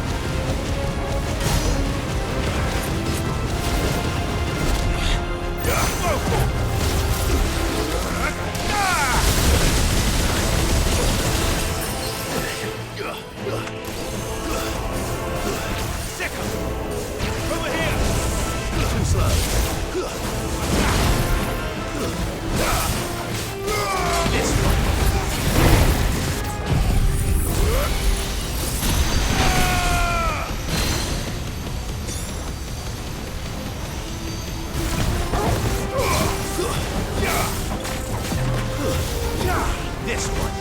Get him! This is the Agora, where the city's leaders gather. There may still be survivors inside.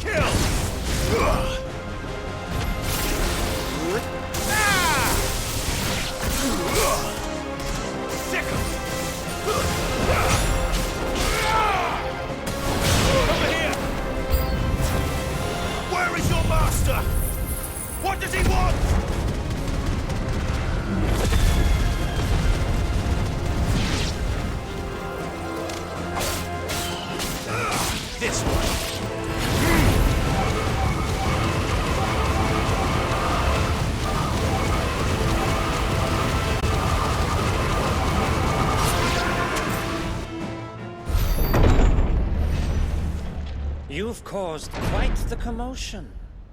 But then I would expect no less from you, Muthos. You again. I don't believe we've been introduced. You were in my family's crypt, and now you're here, with an army of Akashic thralls. Manners, Lord Rosfield? They are men, like you and me. Albeit ones unburdened by the wills that drive our kind to madness. They are pure. They are divine. What? And they are all that remains in this once raucous city. You'll pay for what you've done. As you wish. I confess I have been very much looking forward to this. Pardon me this indulgence, Your Majesty. The vessel shall not be spoiled.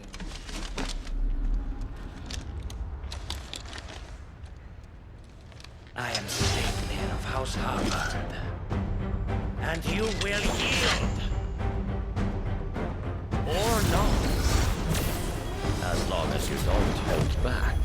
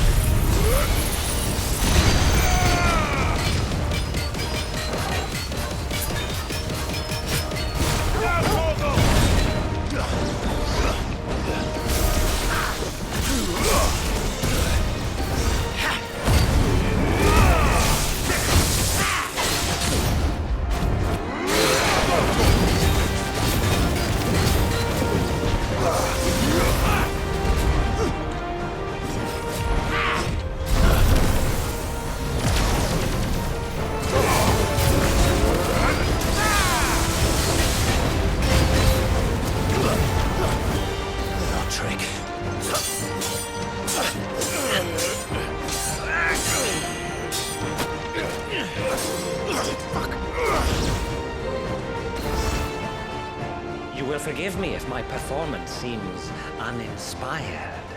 It is just that I expected so much more from our chosen one. Perhaps this will kindle your flame? What now? A gift from my liege lord's armory. Gungnir. Watch closely, Muthos.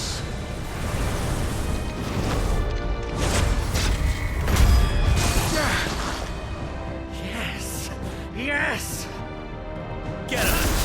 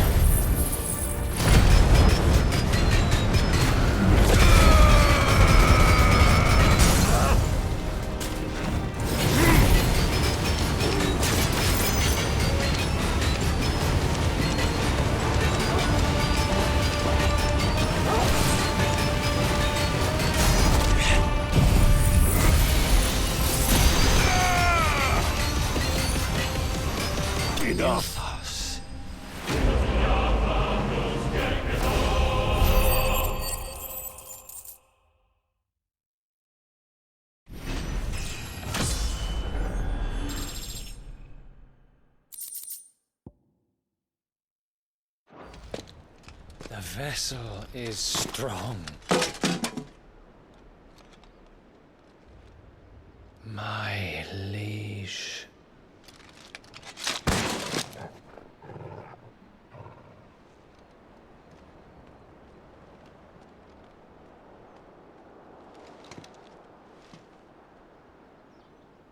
Clive!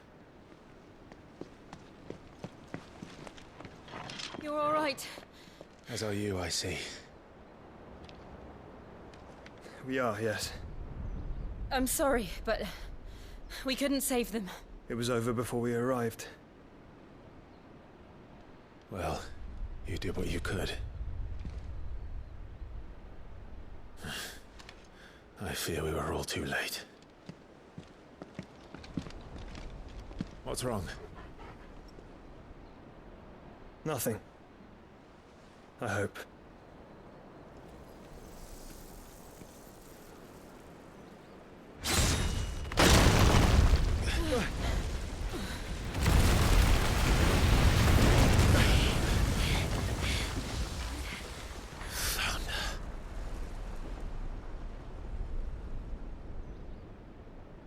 Leaving so soon, Mythos? It's the king. Indeed. You may kneel before Barnabas Tharm, Warden of Ash and King of Waloed. Get back.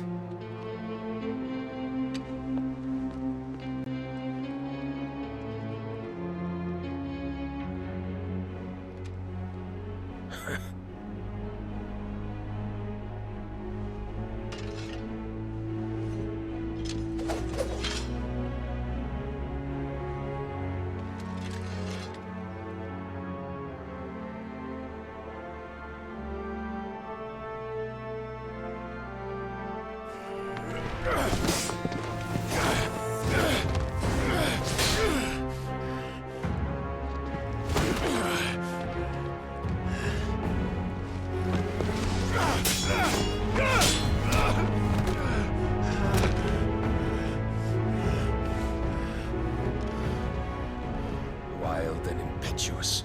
I expected more of the boy who bested my Lord Commander. Yet I see why my master covets you so. The power within you, Mythos. The potential.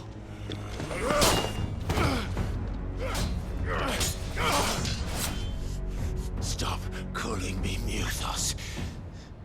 But Mythos is everything. The cornerstone of all creation. The Lord's vessel. Your purpose.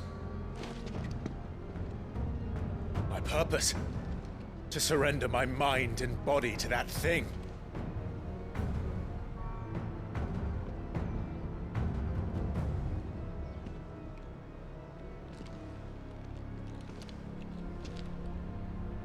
No, Your Majesty. My purpose is my own. I made a promise to my friends, to my people. And nothing is going to stand in my way. You would allow this delusion of free will to bar your path to greatness? Truly, your volition is a cancer. one that must be excised.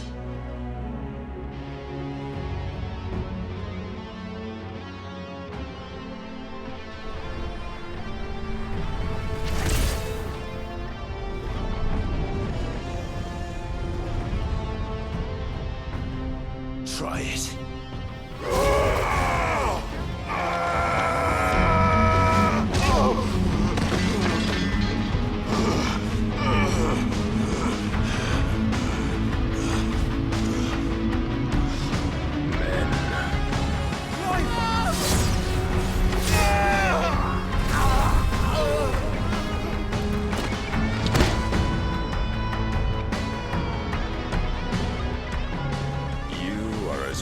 As all the rest.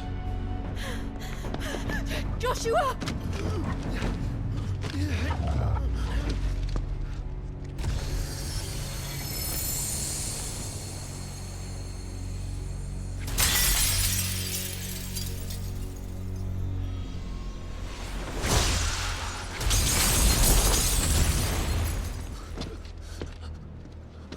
Oi!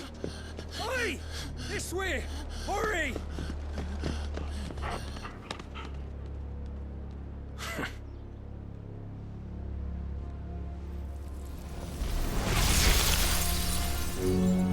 Power beyond reckoning, and they use it as a crutch. Such a waste.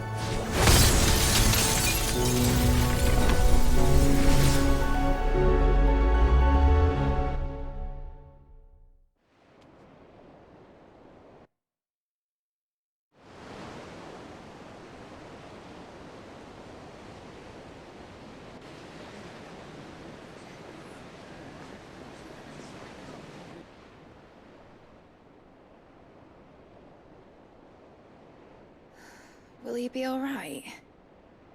The phoenix can mend flesh, but the spirit must recover on its own. I'm afraid the rest is up to him. This place is remarkable.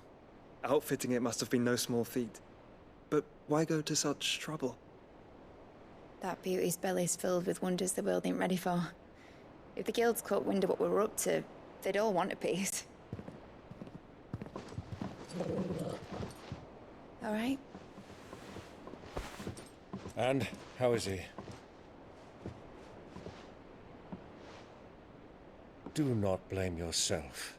He was barely breathing when you brought him here. We would have lost him if it were not for you. No. Barnabas may have severed nigh every sinew in my brother's body. But he made certain the wounds were not fatal. Nigh every sinew? Allow me, your lordship. Don't know what I was thinking, putting you to the trouble like that. 'Tis no trouble carrying comestibles to my ailing nephew. I know, but you've already done so much for us. Pouring your gil into the hideaway and now the ship. I don't want to take the piss. You risked your life. And for what? Some girl you hardly know. Why'd you do it? You not mad or something? I wouldn't go that far. Clive! You're awake, my boy. Oh. All I want to do is help. And the world won't save itself. It was Sid. Your father, who taught me that. Sounds like him. Don't you dare do that again. What of the Royalists? Fucked off, the lot of them, along with the galleon. With the king on board, no doubt. The Iron Hay I wouldn't sail without him. Clive. Jill didn't come back. What do you mean? She kept the king busy while the others dragged you out. It's all right, Mid. Jill is fine. The ether of her icon endures. And as long as it does, we can be certain she is alive.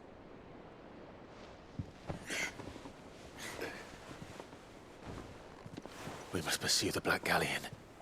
Jill will be with the king, I'm sure of it. Well, good luck catching him, because my ship's going nowhere. It's the Mithril engine. She's got a kick like a wild chocobo and a mind to tear the hull in half. But you have an idea. Well, of course I do. My dad'll have seen this coming a league off. If I had his old writings... If you had his old writings, you'd be sitting under a fuckload of rubble. The ones Otto didn't save anyway. I suppose he might still have a few pages in his stores. We'll have to hope it's enough. Do what you can to ready the ship. I'll speak with Otto. In your condition, you really are mad. Perhaps. But the world really won't save itself.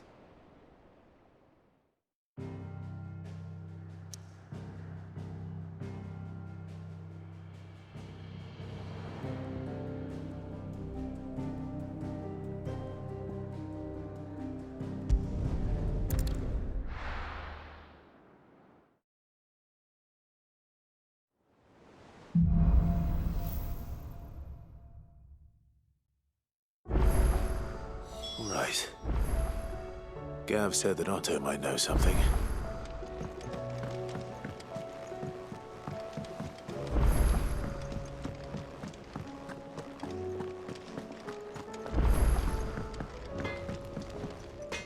Yep.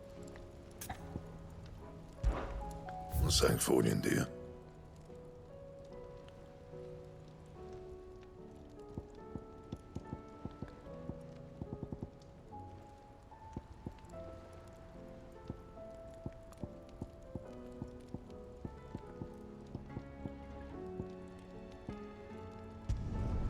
It last you a good while.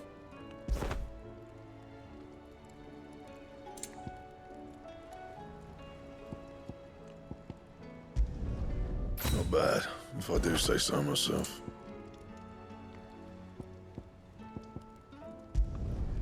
It last you a good while.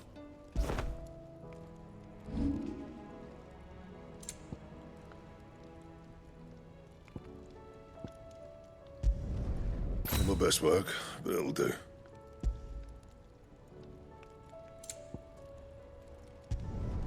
You can thank me later. Not my best work, but it'll do. That it? Fine.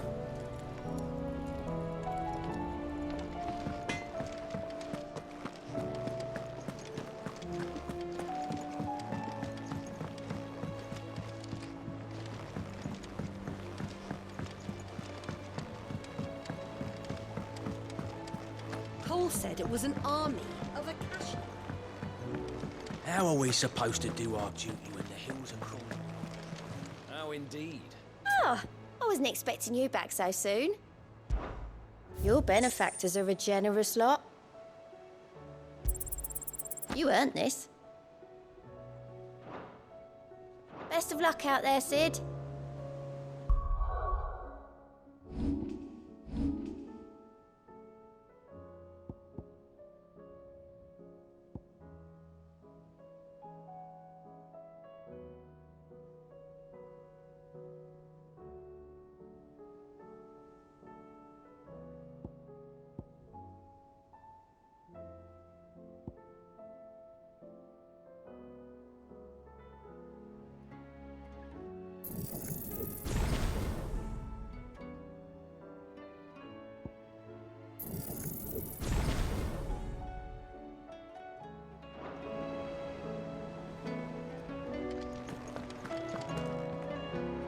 Clive? But if you're here, where the hell is everyone else? Don't tell me. They're all right. But it's a long story.